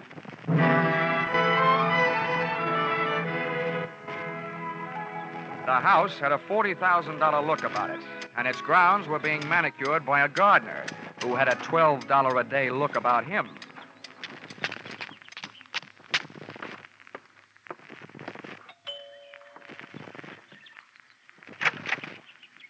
Yes, sir. I'd like to see Mrs. Drake. Here's my card. Yes, sir. Step in, please. Thank you. If you wait here in the hall, sir, I'll go tell her you're here. The maid had a $40 a week look about her and completed the picture of prosperity. For a hardware merchant, Barton Drake had died leaving his wife living a soft life. Either that or he was still alive and not giving his wife grounds for divorce on the basis of non-support. Or she was that certain kind of gal who wouldn't have any trouble making that certain kind of man get up that certain kind of money. And when I saw her, I knew not only that I couldn't afford her, but that Drake probably hadn't been able to, which probably led to his undoing. Just to give you an idea, she was wearing a diamond necklace and a negligee, and it was 2:00 in the afternoon. Mr. Dollar? Mrs. Drake? Yes, Stella Drake. I'm having breakfast. Won't you come in and join me? Well, I'll join you, but no breakfast. I just had a tomato surprise. Lunch. Oh, I'm glad you didn't mean me. Come on, right in here. Are you sure you won't have some breakfast? No, thanks. I couldn't bring myself to hurt that poor, tired trout you've got there. Oh, please. That's a genuine English kipper. Oh, I beg your pardon. I didn't recognize it without its monocle. Oh, you're more fun than an eye-opener. I should have you around when I get up every day. Well, I have something to tell you that should make you really feel good. You don't mean that bunch of stuffed shirts at the insurance company have decided to give me my money without going through all that fuss at probate court? Oh, I've got better news than that. You may not get that money. But we think you have a good chance of getting your husband back. What? Yeah, the New York police think they saw him last night. Alive. Oh. Maybe I was wrong. Maybe that doesn't make you happy. Why, yes. Yes, of course it makes me happy, but to live without a man for 7 years and then have a stranger just sit across the table and calmly tell you he's alive, it's just too much. Tell me, where did they find him? They didn't. They think they spotted him at the fights they were watching on television. I imagine they're looking for him. I know I am. Well, it's impossible. If he were alive and back in New York, he'd come to me. That's what I was hoping, Mrs. Drake. Well, I don't believe it. Why would he do a thing like that to me? Why would he make me suffer all these years? I think you'd better go now. I've got to be alone. I've got to think. Oh, Barton, why? Why? Please, Mr. Dollar. I want to be alone. I figured if she wanted to be alone, it was for a good reason.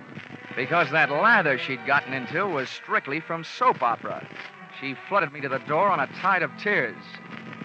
Once outside, I picked up the hedge clippers the gardener had conveniently left near the front walk and pruned the telephone wires leading into the house. Then I took a plant on the place from the other side of the street. I figured Mrs. Drake would want to share her troubles with somebody, and with the phone wires cut, she'd have to leave the house to do it, giving me a chance to follow her. And that's the way it worked out. She led me someplace, all the way into New York City, but not to Barton Drake. That would have been too easy. Once in Manhattan, she headed for a drugstore and a telephone booth.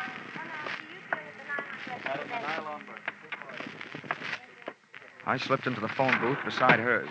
I got the receiver off the hook and my nickel in the slot in time to use an old trick of mine. As she dialed, I tried to duplicate it with my phone. She dialed. And I dialed. I was just one number behind her all the way. When she was through dialing, I held off dialing the last number on my phone until she got an answer. And then I let it go.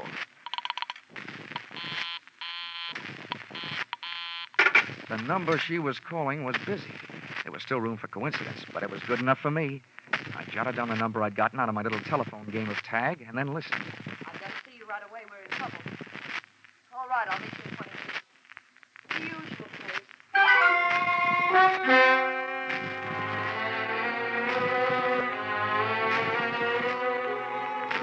The usual place turned out to be the usual place to meet trains, Grand Central Station. But no train ever pulled into where Mrs. Drake went. As a matter of fact, no man ever did. Unless he was a plumber, maybe. That's right, where the ladies go to powder their noses and things.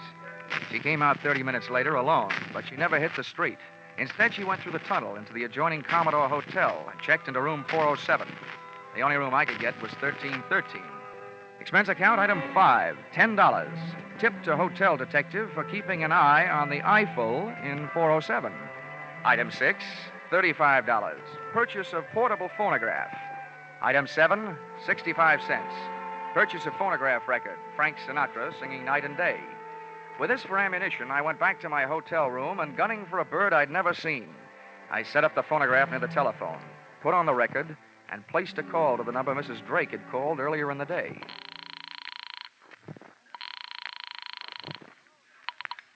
Hello. Hello there. 7 p.m. again, and this is your favorite disc jockey, Happy Jack the Money Man. Yes, your favorite disc jockey, your spinner with the winners. Tell me, are you listening to our show? My radio is not on. Goodbye. Oh, hold the phone, madam. A little thing like that doesn't make any difference to Happy Jack. Here's all you have to do to win a house full of prizes. Now, you just listen closely over the phone and identify today's puzzle platter, and you'll win all these wonderful prizes. A genuine Sunbeam Mixmaster that makes those fresh little eggs just happy to get beat up. Yes, and you'll clean up with the next prize. Make a real clean sweep with a Hoover vacuum cleaner with all attachments and no strings attached. And to send you tripping happily through life, you'll also receive a handsome set of easy-to-lug luggage, a pair of Gladiator bags. Are you interested? Why, of course I am. All right, then. Here's the tune.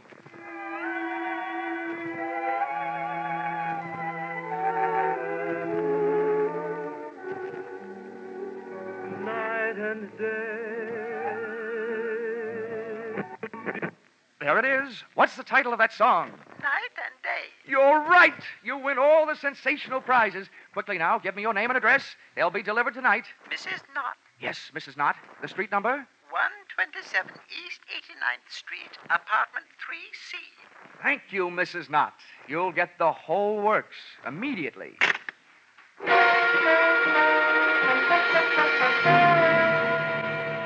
Expense account, items 8, 9, and 10. $39.50 purchase of Mixmaster, $79.50 purchase of vacuum cleaner, and $89.50 purchase of luggage. You may resent this expenditure, but there's one thing you must remember. Nobody can resist trading their name and address for something for nothing.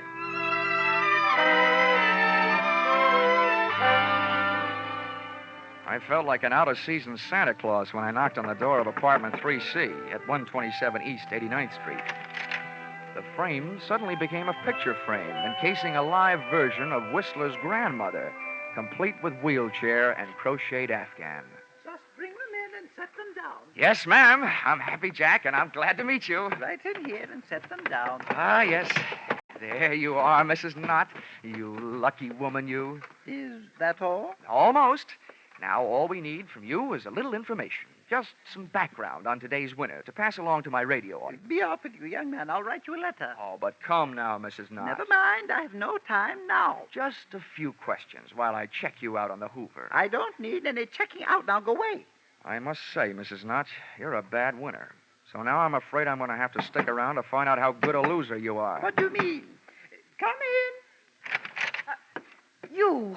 Stella, do you know this man? Do I know him? He's that insurance investigator, Johnny Dollar. Granny came flying out of the wheelchair, multiplying in height by 3. When I first saw Granny's hand flying toward me, it looked like there was an old-fashioned wedding ring on each finger. But just too late, I saw it was only a set of brass knuckles. Oh.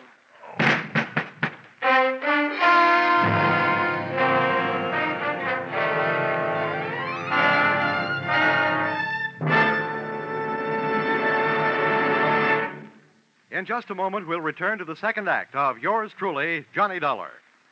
CBS cordially invites you to hear the adventures of Philip Marlowe and the stories of modern crimes and their solutions as unfolded on Gangbusters when they come to you every Saturday night on most of these same CBS stations.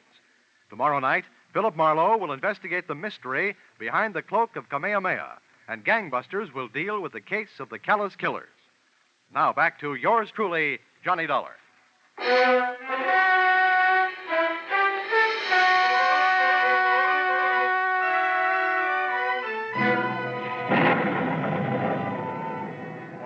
Up, the thunder and lightning in my head was getting an answer from the sky. And I started getting some answers, too. You, James, give me a page. Granny's You're all voice alike. had changed to the bass register, and its owner was smoking a big cigar. All I stayed on the floor and quiet. I didn't want those Listen to brass you. knuckles crooning me another lullaby. Come awful close to fouling up the whole deal. I told you I didn't want you to try to collect on that insurance. Why'd you do it? It's $30,000, that's why. To hear you talk, you'd think you were going hungry. What do you think I am, some empty milk bottle you can run down to the corner and get your nickel back on? What were you trying to do anyway, sell me out? Sell you out? You know what started this trouble. You had to go to the fights last night. Oh, a big man. Dumb cops, you called them. Don't worry about me. They haven't found me. I'll take care of myself. But not with you lousing me up, getting mixed up with dirty dealers like this guy Dollar. Oh, you're so smart. Why did you let him in here? Shut up! He wanted to give me something for free, that's why. Well, I've got something for him. A free boat ride. Wheel that chair over here. We'll take him out in that.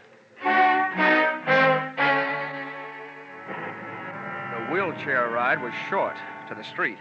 The auto ride was longer, to the ocean.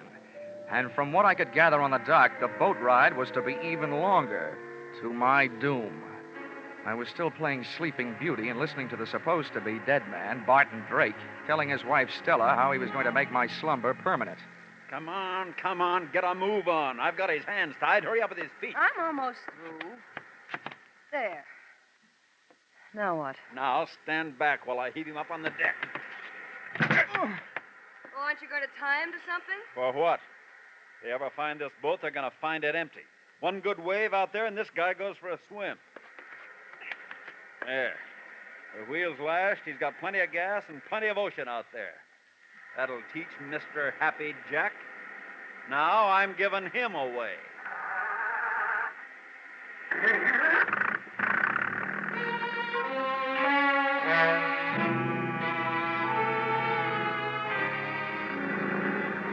Taking that salt shower bath with my clothes on wasn't the big chill in my life. I was scared. My heart was racing faster than the boat engine. And for the first 20 minutes, all I could think about was hanging onto that slippery deck with all I had to hang with, my hopes and my heels.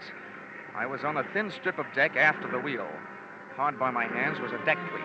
With that for a starting point, I went to work, trying to out-navigate that rope, with which Barton Drake had lashed the wheel. I worked my tied wrists over the cleat and dropped my legs down over the side into the icy racing water. I had rigged myself into a human jury rudder to swing the boat off its course.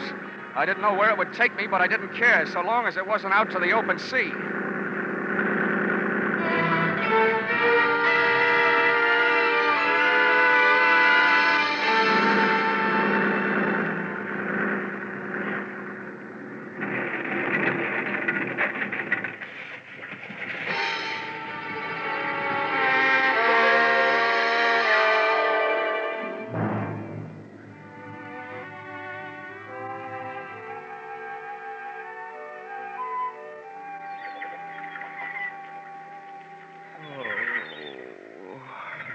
Oh, waking up, eh? Might as well tell you. Your boat sunk and you ruined the dock last night doing it. You have to pay for it. Oh. My name's Fred Kindly. I pulled you off the beach. I'm expecting to be paid for that, too. Will it cost me to find out where I am? It ain't worth nothing. Talk ain't. You're on Slate Island. Ain't worth much neither. All slate. Didn't have the sense to grow no chalk to go with it. Dandy. Where are my clothes? Out in the sun. How about my wallet? Fish must have got it. Mind if I feel your back for fins? Don't get funny, young feller. Might want to be getting off this island someday. Someday. Some minute is more like it. You got a boat? Of course I got a boat, but ain't got much food. Maybe if I could afford to buy some of supply canned goods when I got to the mainland, well, Well, how much would it cost? Much as $100, maybe? Okay, it's a deal. Let's go. Hold on now. Only said maybe. Come think of it, might cost $200. Oh, okay. You swindler. 200 then. Oh, swindler, am I? I say a fellow might as well have the game as his name. Makes my price $500 worth of grade A canned goods. And if you don't want to pay it, you can get out in this shack and wait for the mailboat. Maybe I will. When does it get here? Week from Tuesday. Okay. You'll get your $500 worth of canned goods. When can we start? I'll give you your clothes soon as you put it in writing and sign your name. Where's the paper? Right here. Keep it handy. Just fill in the amount here. $500 worth. It's my regular contract for shipwrecks. Okay. Give it here. 500. Now, where do I sign? Right there at the bottom. There you are. All signed. That's a peculiar name, Ali Khan. I'd had more than my share of wind the night before, so I decided to throw caution to it. I went into the building at 127 East 89th Street and up to apartment 3C. First, I knocked with my knuckles and got no answers, so then I knocked with my feet. Well, what do you know? The lock broke. There was nobody home, and Barton Drake must have been out calling himself Granny at the moment because the wheelchair part of his disguise was also among the missing. The closet was empty, and the brand new Gladiator bags I had delivered the previous evening were nowhere to be found. Now, nobody could say I hadn't made it easy for Drake to make a getaway with my little giveaway. I'd even supplied the luggage. But all the traffic wasn't going. Some of it was coming. Oh, well, Stella, there's one bad thing about kicking your way into places. You can't lock the door behind you. Well, now that you're in, you better come all the way in. What are you doing here? You should be asking me what I'm doing alive.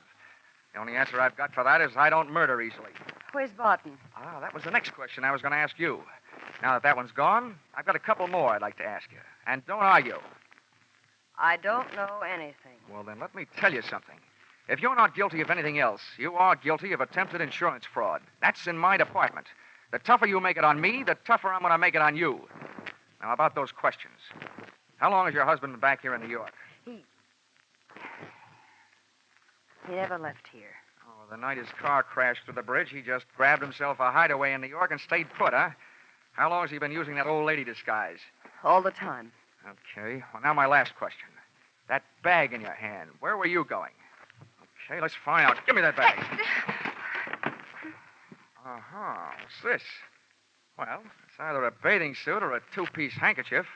And that blouse there, that doesn't look like it's for dinner wear in an igloo. You were headed south. So we were headed south. What about... We, huh?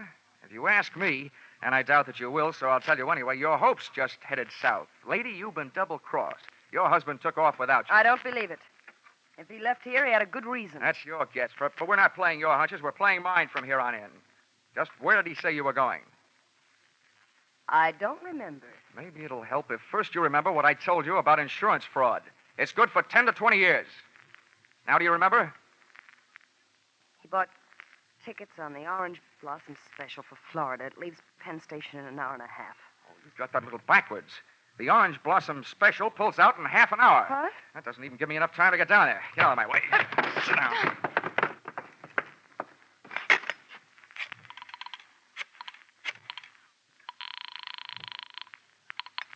Information. Hello. Information. Look, I want the telephone number of the Penn Station branch of the Travelers' Aid Society. This was once when I didn't want the society to aid the traveler. I told them that Barton Drake was my invalid aunt and as nutty as a fruitcake. With Stella's help, I described his costume from the daisies on his hat to the buttons on his shoes. I tagged it off with a warning that when my aunt left the house, she thought she was a honeybee and was on her way to throw herself in front of the Orange Blossom Special, wheelchair and all. The guy on the other end of the line took off to round up the railway police, and I took off to round up a taxi.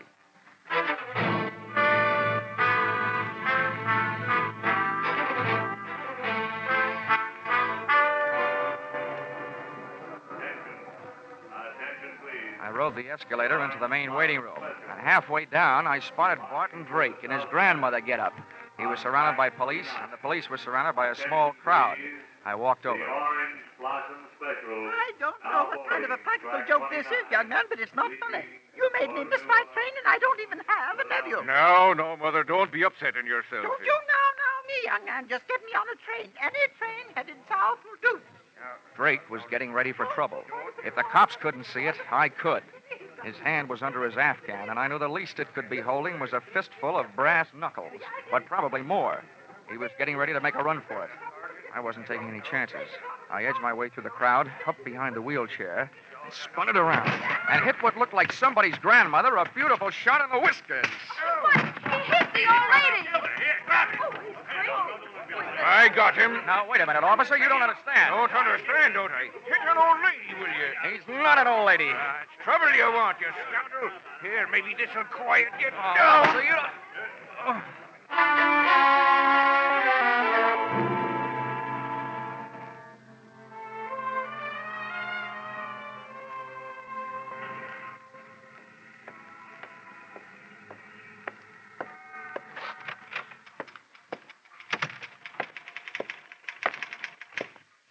Johnny! Hiya, Chickie. Oh, that bandage. What's the matter with your head? No brains. Where's the general? Oh, when he found out you'd saved American Pioneer $30,000, he decided to take the morning off and celebrate. He's out playing golf. Oh, great. To celebrate my getting hit on the head with police clubs, he goes out and swings golf clubs. Oh, Johnny, I was sort of Now, hoping don't that... worry, Chickie. I've still got enough energy left for nightclubs. You want to help me with this expense account? I'll get it out of the way. Oh, that's all that stands between us. Uh-huh. Expense account submitted by Special Investigator Johnny Dollar to Home Office, American Pioneer Life Insurance Company,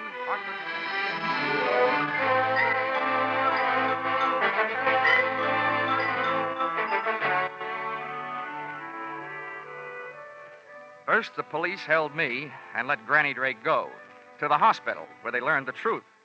Then they let me go to the hospital and transferred Barton Drake to the pokey, where he was soon joined by his lady-in-waiting, Mrs. Drake. Expense account item 11. Something I almost forgot. $500. Canned goods. For the man who got me off the rocks on Slate Island, Mr. Fred Kindly. Even if he did rob me, I didn't feel like robbing him. The only thing I did do was remove all the labels from the $500 worth of canned goods. I'm sure that this will see to it that Mr. Kindly has some very unbalanced meals, because I happen to know that there's no difference in the sound of canned tomatoes and canned peaches when you shake the can. Expense account total, $1,482.63. Yours, truly, Johnny Dollar.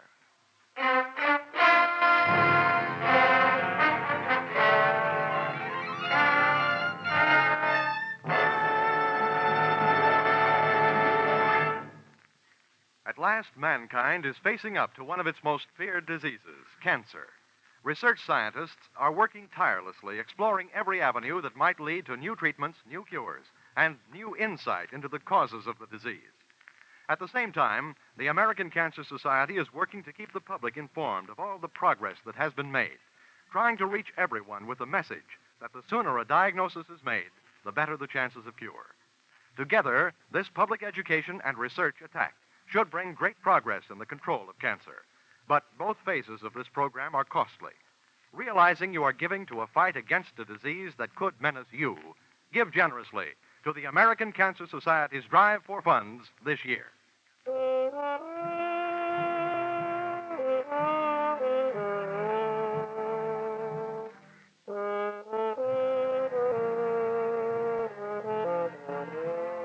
Yours truly, Johnny Dollar, stars Charles Russell as Johnny. Our music is composed and conducted by Leith Stevens. Yours truly, Johnny Dollar, is written by Paul Dudley and Gil Dowd and is produced and directed by Richard Sanville for CBS, where 99 million people gather every week, the Columbia Broadcasting System. Everybody knows a taxi driver likes being over-tipped, but you can't blame him for not liking being tipped over.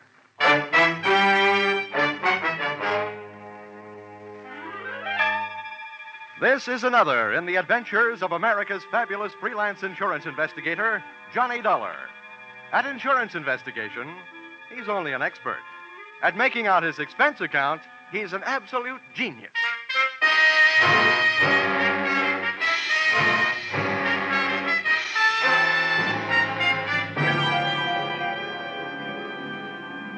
Expense account submitted by Special Investigator Johnny Dollar to Home Office, the Nutmeg State Liability Underwriters, Hartford, Connecticut.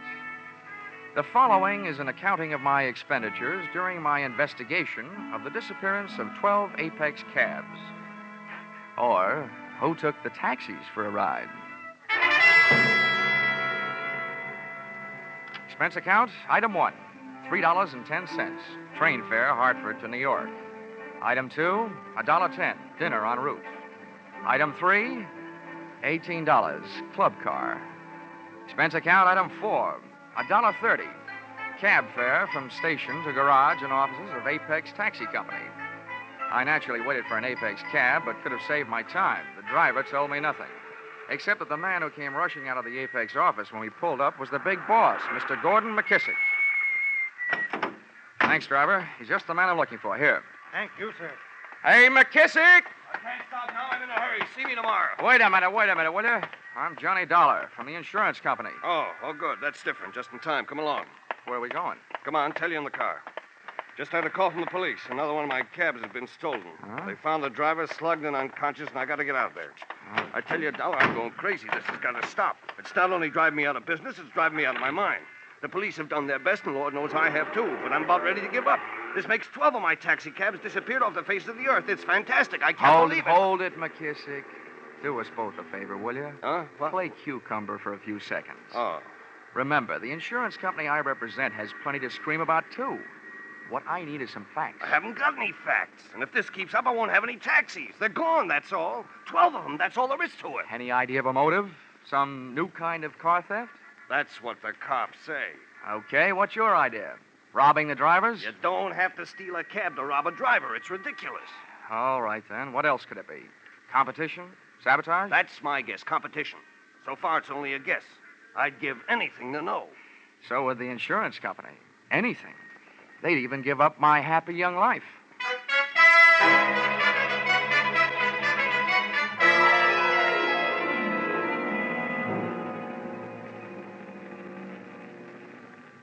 This is it. 13th and East River. Yeah, and there's the crowd.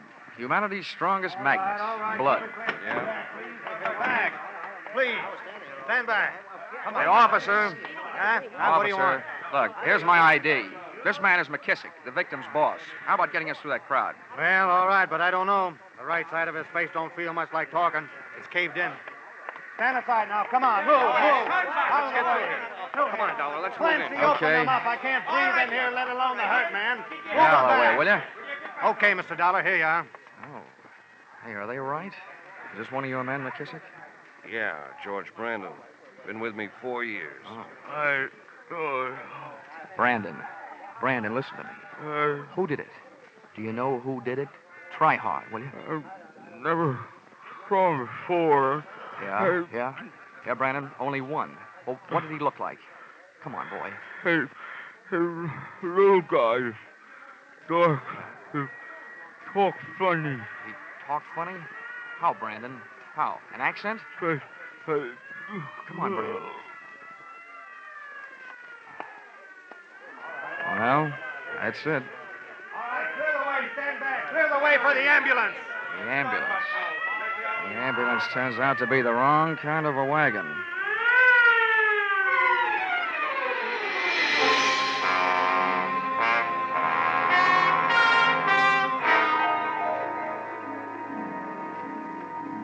Expense account, item 5, $28. Transportation the following day, visiting hospitals and the homes of the other 11 Apex drivers who had lost their cabs. During the course of this, I contracted a severe case of what GIs used to refer to as Jeep seat. Out of 11 interviews, I got 3 clues. 1, that up until last night's killing, the cab nappers had worked as a team. The little dark guy with an accent, as described by the dead driver Brandon, and a 300-pound accomplice wearing a seersucker suit, a Panama hat, and a complexion akin to a perspiring blob of leaf lard. This heavier of the two heavies, it seemed, never actively participated in any of the rough stuff, merely assuming the role of director of operations.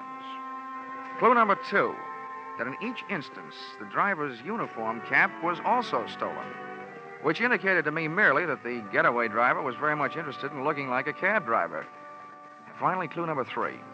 From the most disgruntled of the drivers interviewed, the fact that the fleet owner McKissick had spent 3 years bootlegging, another 4 bookmaking, and had spent some very short vacations getting away from it all in prison, which naturally led me back to McKissick's Apex garage and office. Come in. Oh, Dollar. Well, what have you found out? Well, I'll tell you, McKissick. So far, I've just hit the ABCs. Later on, I'll get to the XYZs. Look, Dollar, I'm getting fed up with double talk. What I want to talk about is a double life. Yours. What? I once broke a leg jumping to a conclusion, so don't get me wrong. That's not what I'm doing. But a less experienced investigator might immediately assume that a man like you an ex-bootlegger, ex-bookmaker, ex-jailbird, just might be stealing his own cabs for the insurance money. Well, you small Now, wait a town- minute. Don't get that way, or I might also get the idea that you have a killer instinct. My record's my own business. It was okay with the Hack Bureau. It was okay when that company sold me the insurance, so it'll have to be okay with you because you're stuck with it. Nobody's calling you guilty. Okay! Okay, all I'm telling you is this. I want your cabs off the street until this thing is cleared up. That's big talk, little man. When the day shift comes in at 4:30, tell them to park their cabs in the garage. And you can tell your dispatcher the night shift isn't working tonight. Bad enough to have my competition running me out of business. Now the little helper from the insurance company shows up to finish the job, huh? I'm not trying to put you out of business. I'm trying to keep you in. Well, it don't sound like it. No cooperation from you, no insurance. I'll have it canceled as fast as I can get to a phone. How about it? Okay, Dollar. I can't do anything about it. But if I were you, I wouldn't be caught hanging around here by any one of those drivers you're putting out of work. Some of them play rough.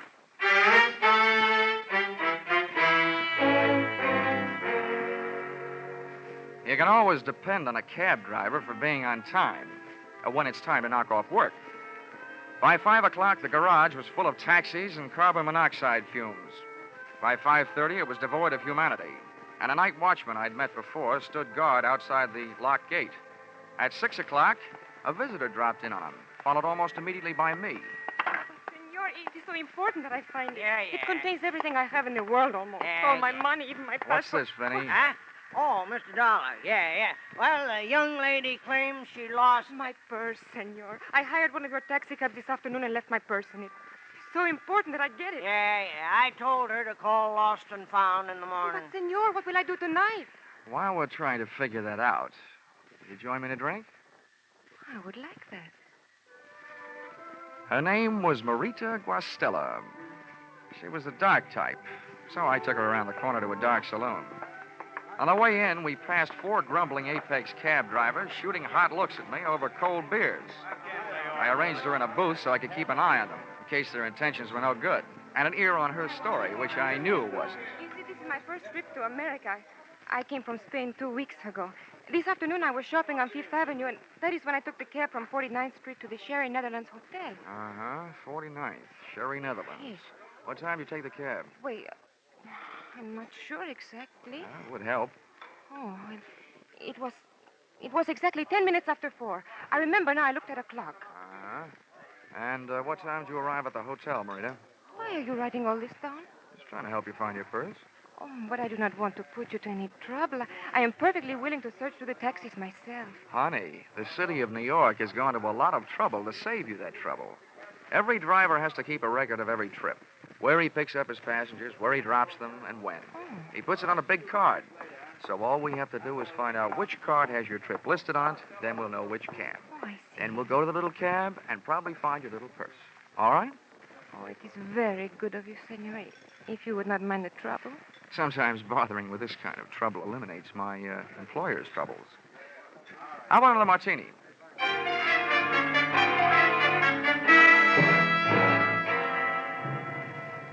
Expense account, item 6. $4, bar tab. Tip to waiter, $1. And here's a tip to young ladies who are pretending that they just came from Spain 2 weeks ago. Don't order bird bath martinis and put them away in one gulp. The drinking taste of Spanish ladies is more the sherry type. And martinis are hard enough to get used to in 2 years, let alone 2 weeks. Or who knows, maybe she was just in a hurry to get to the Spanish olives. One thing was fairly apparent, though. She seemed to be in a hurry to get something out of one of those cabs, and not by way of the lost and found department. The least I could do, both as a gentleman and an insurance investigator, was to accept her phony-sounding story and take her back to the garage. I arm in arm the sometime senorita around the block, passing the time in a conversation not exactly based on her mother's favorite recipe for a rosa con pollo. As we passed the office portion of the Apex Cab building, I gave up looking into her eyes and saw something that was open even wider, the garage gate. Johnny, what is it? The watchman, he's gone. Perhaps he just stepped inside. Look at the stains on the sidewalk. Blood. Bridewell. He's been... Bridewell? Who's Bridewell? I do not know. Who's Bridewell? Please let me go.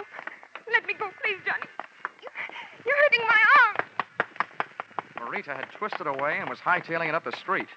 I went stamping up the ramp in the direction of the source of the scream. On the way up, I hit the light switch. In this racket, even big boys should be afraid of the dark. The first portal, I slowed my run into a pussyfoot pace and edged around the corner, sliding my back along the dispatcher's counter. When I got halfway down, the corner of my right eye picked off a pair of high black shoes, night watchman type. Heels on the floor, toes pointed up, sticking out from behind the end of the counter. I didn't have time to get a look at the rest of them. Something so round, so firm, and so fully loaded gave me a cold steel kiss under the left ear. Pray do yourself the favor, sir, of remaining absolutely still. Now you may turn around. Would this be Mr. Bridewell? Good indeed, sir. Well, what about the night watchman? Have no fears for him. I'm fortunately accomplished in the administration of first aid. Got a good deal of practice. I've seen to it that he's resting comfortably. I'll bet. Well, Victor, my boy, I trust your search was successful. Successful? Somebody beat us to it. All them cabs has been searched. Nonsense, my boy. How can you tell in so short a time? How about taking a look for yourself, fat boy? You couldn't possibly have picked over all of them. Proceed with the searching quickly. In the meantime, perhaps our friend here is the proprietor of the search that preceded ours. In this case, practically anything could happen. Yes, anything could. Knowing that should encourage you to mind your manners. Now, sir, will you accompany me to my hotel where we can discuss this further? With you holding that .38 caliber steel-engraved invitation in your hand, I'd be a perfect cad to refuse.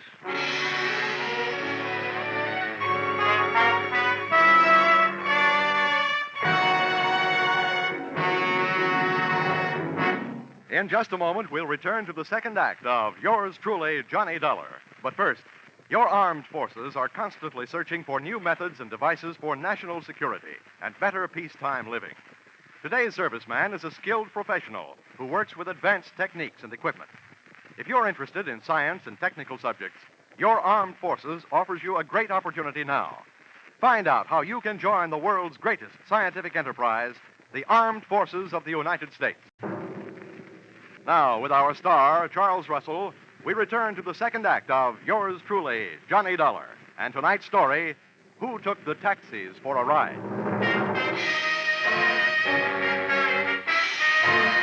Looking for some stolen taxi cabs and wound up in a hotel room looking stupid.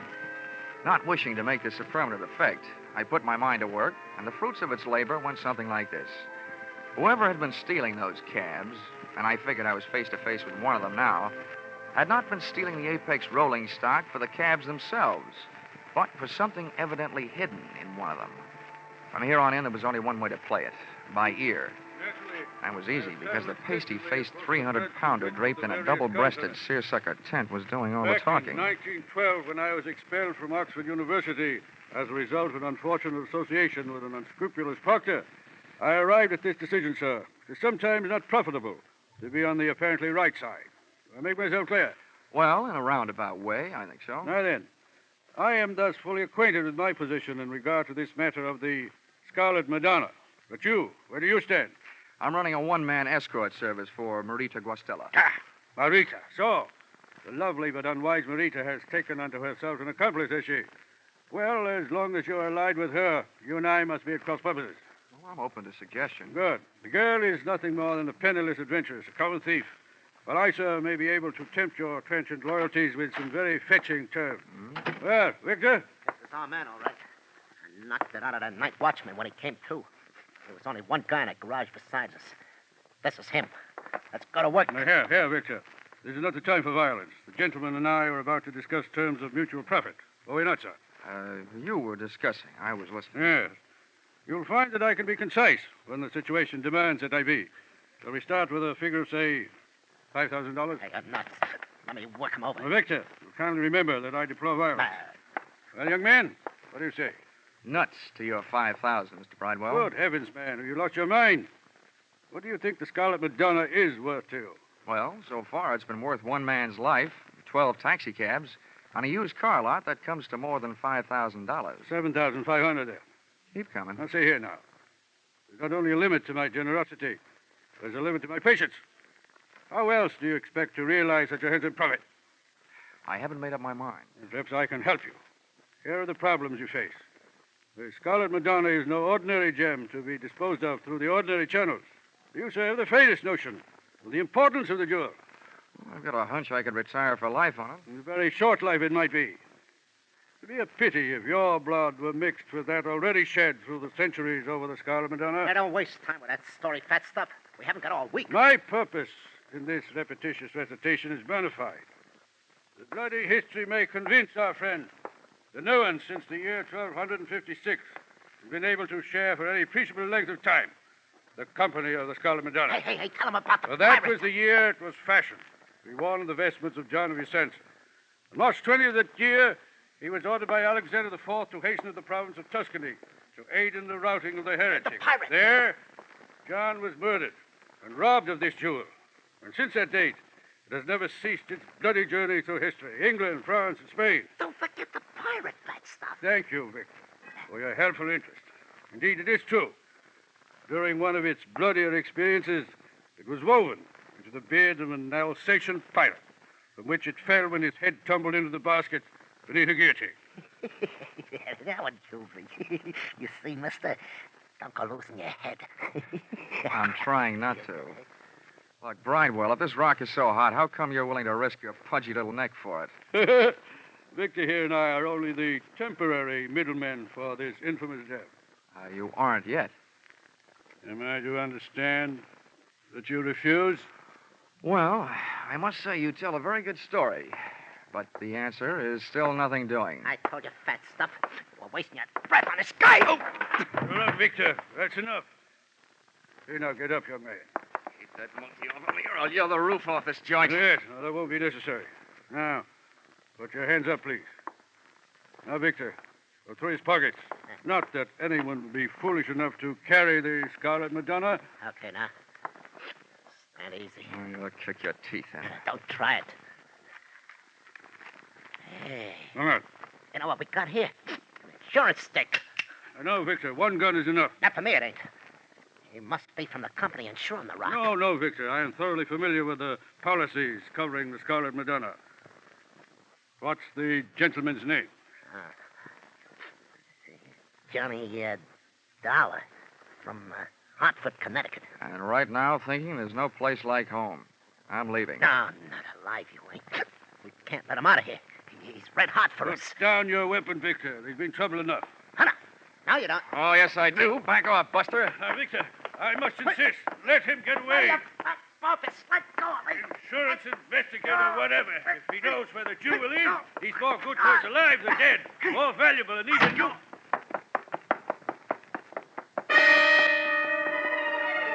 The elevators weren't fast enough. I hit every fourth step down 8 flights of stairs to the lobby and out into the street. Mr. Dollar. Johnny, I must see you. Oh, Marita. Well, this saves me looking for you. You just tag right along. Taxi! Here you are, sir. After you, Lady of Spain. Thank you, Johnny. You're welcome.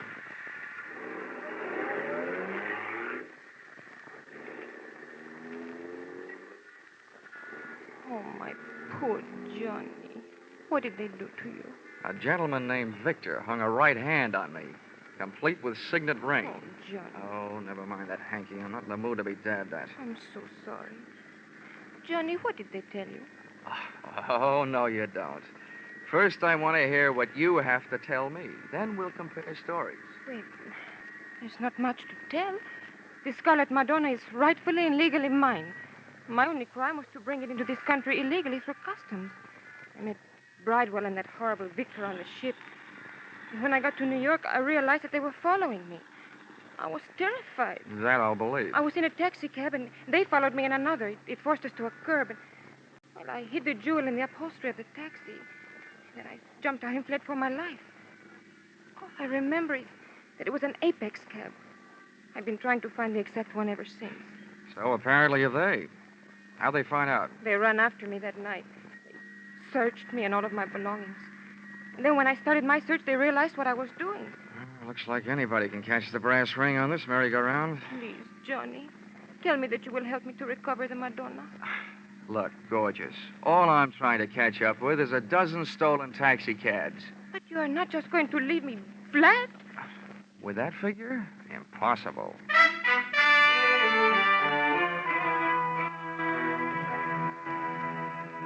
I took Marita to a small hotel, got her a room, and while she was taking a bath, I stole her clothes and left her, locked in that strongest of midtown prisons, nudity. The first joker I went looking for back at the Apex garage was the unfortunate night watchman. I found him sitting up and taking nourishment out of a bottle and nursing an egg on his head that would have hatched an ostrich. Oh, it's you, Mr. Dollar. Yeah. I tell you, I've been worried about you. Yeah. Thank heavens you're all right. No thanks to you. No, what do you mean, sir? I mean, why'd you tell that sawed-off ape who slugged you around that I searched these cabs in here last night? Why, I didn't mention you, sir. I told him it was the boss, McKissick. Huh? Yeah. McKissick? Where is he now, do you know? He just came by. I believe he's next door in his office. Thanks. Yeah. Oh, McKissick. This case is developing more suspects than a garlic breath in a crowded elevator. Now, listen, I mean, McKissick, you double-crossing scum. I try to level with you.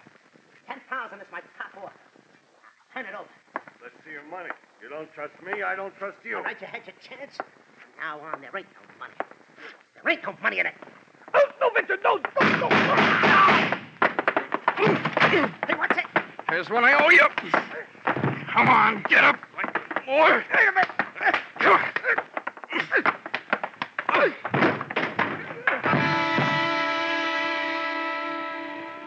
Then I finished the job he had started.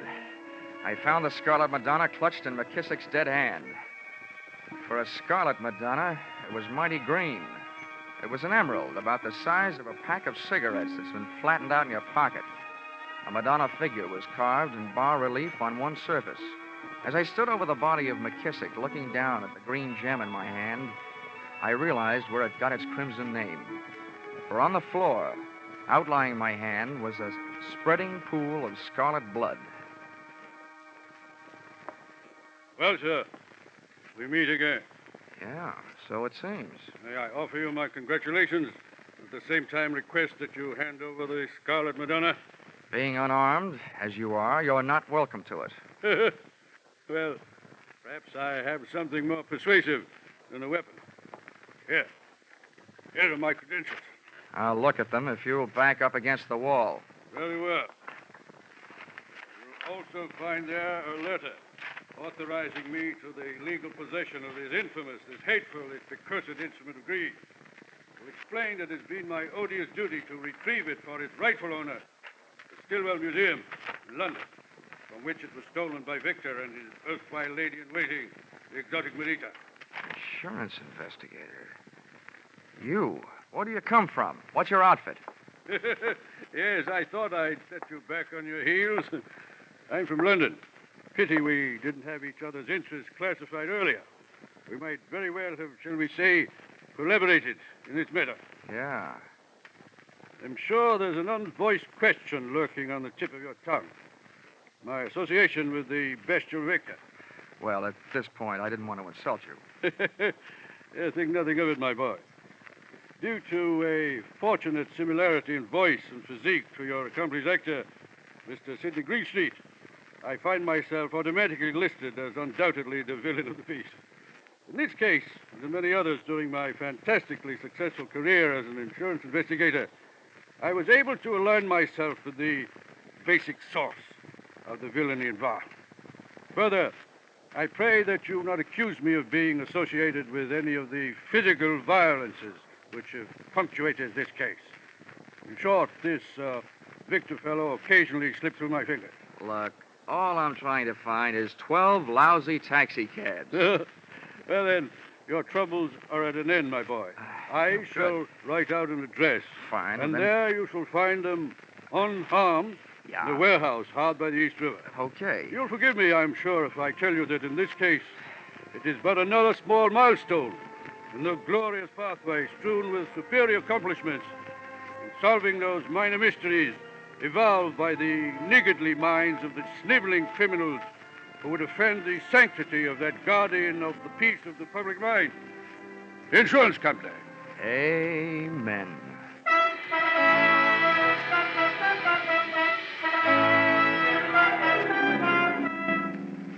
Expense account, item 7. $1.95, one evening gown, which was hard enough to find, but would probably be even harder to wear at that price. Purchased in an all-night salon de mode on 136th Street. This dress I gave to Mr. Bridewell to take with him when he went calling on Senorita Marita Guastella, prior to turning her over to the police. Expense account, item 8, $6.10. One bottle of you-know-what with which to gargle the half-good, half-bad taste left by this case out of my mouth. Expense account, item 9, transportation. No, come to think of it, you can forget this item for a while. I think I'd better stay here in Manhattan and rest up a bit.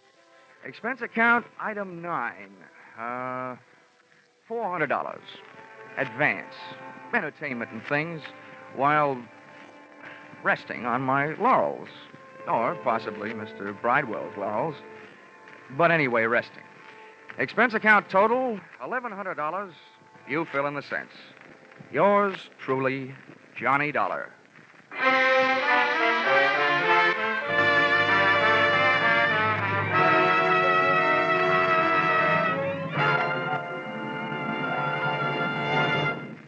Yours truly, Johnny Dollar, is produced and directed by Norman MacDonald and stars Charles Russell, with script by Paul Dudley and Gil Dowd. Featured in the cast were Herb Butterfield as Mr. Bridewell, with Paul Dubove, Lillian Baeff, Lou Krugman, Junius Matthews, Jan Arvin, and Jack Prusian. The special music is written and conducted by Leith Stevens.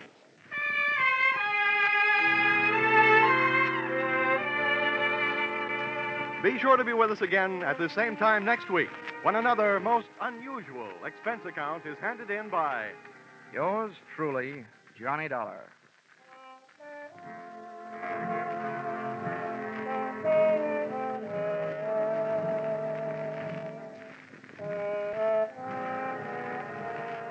the great hit tunes of early 1939. Deep Purple, Penny Serenade, I Cried for You. How many more can you remember dancing to, romancing to? You'll hear them in smart new 1949 arrangements when your hit parade on parade comes along immediately over all of these same CBS stations. Alan Botzer speaking. This is CBS, the Columbia Broadcasting System.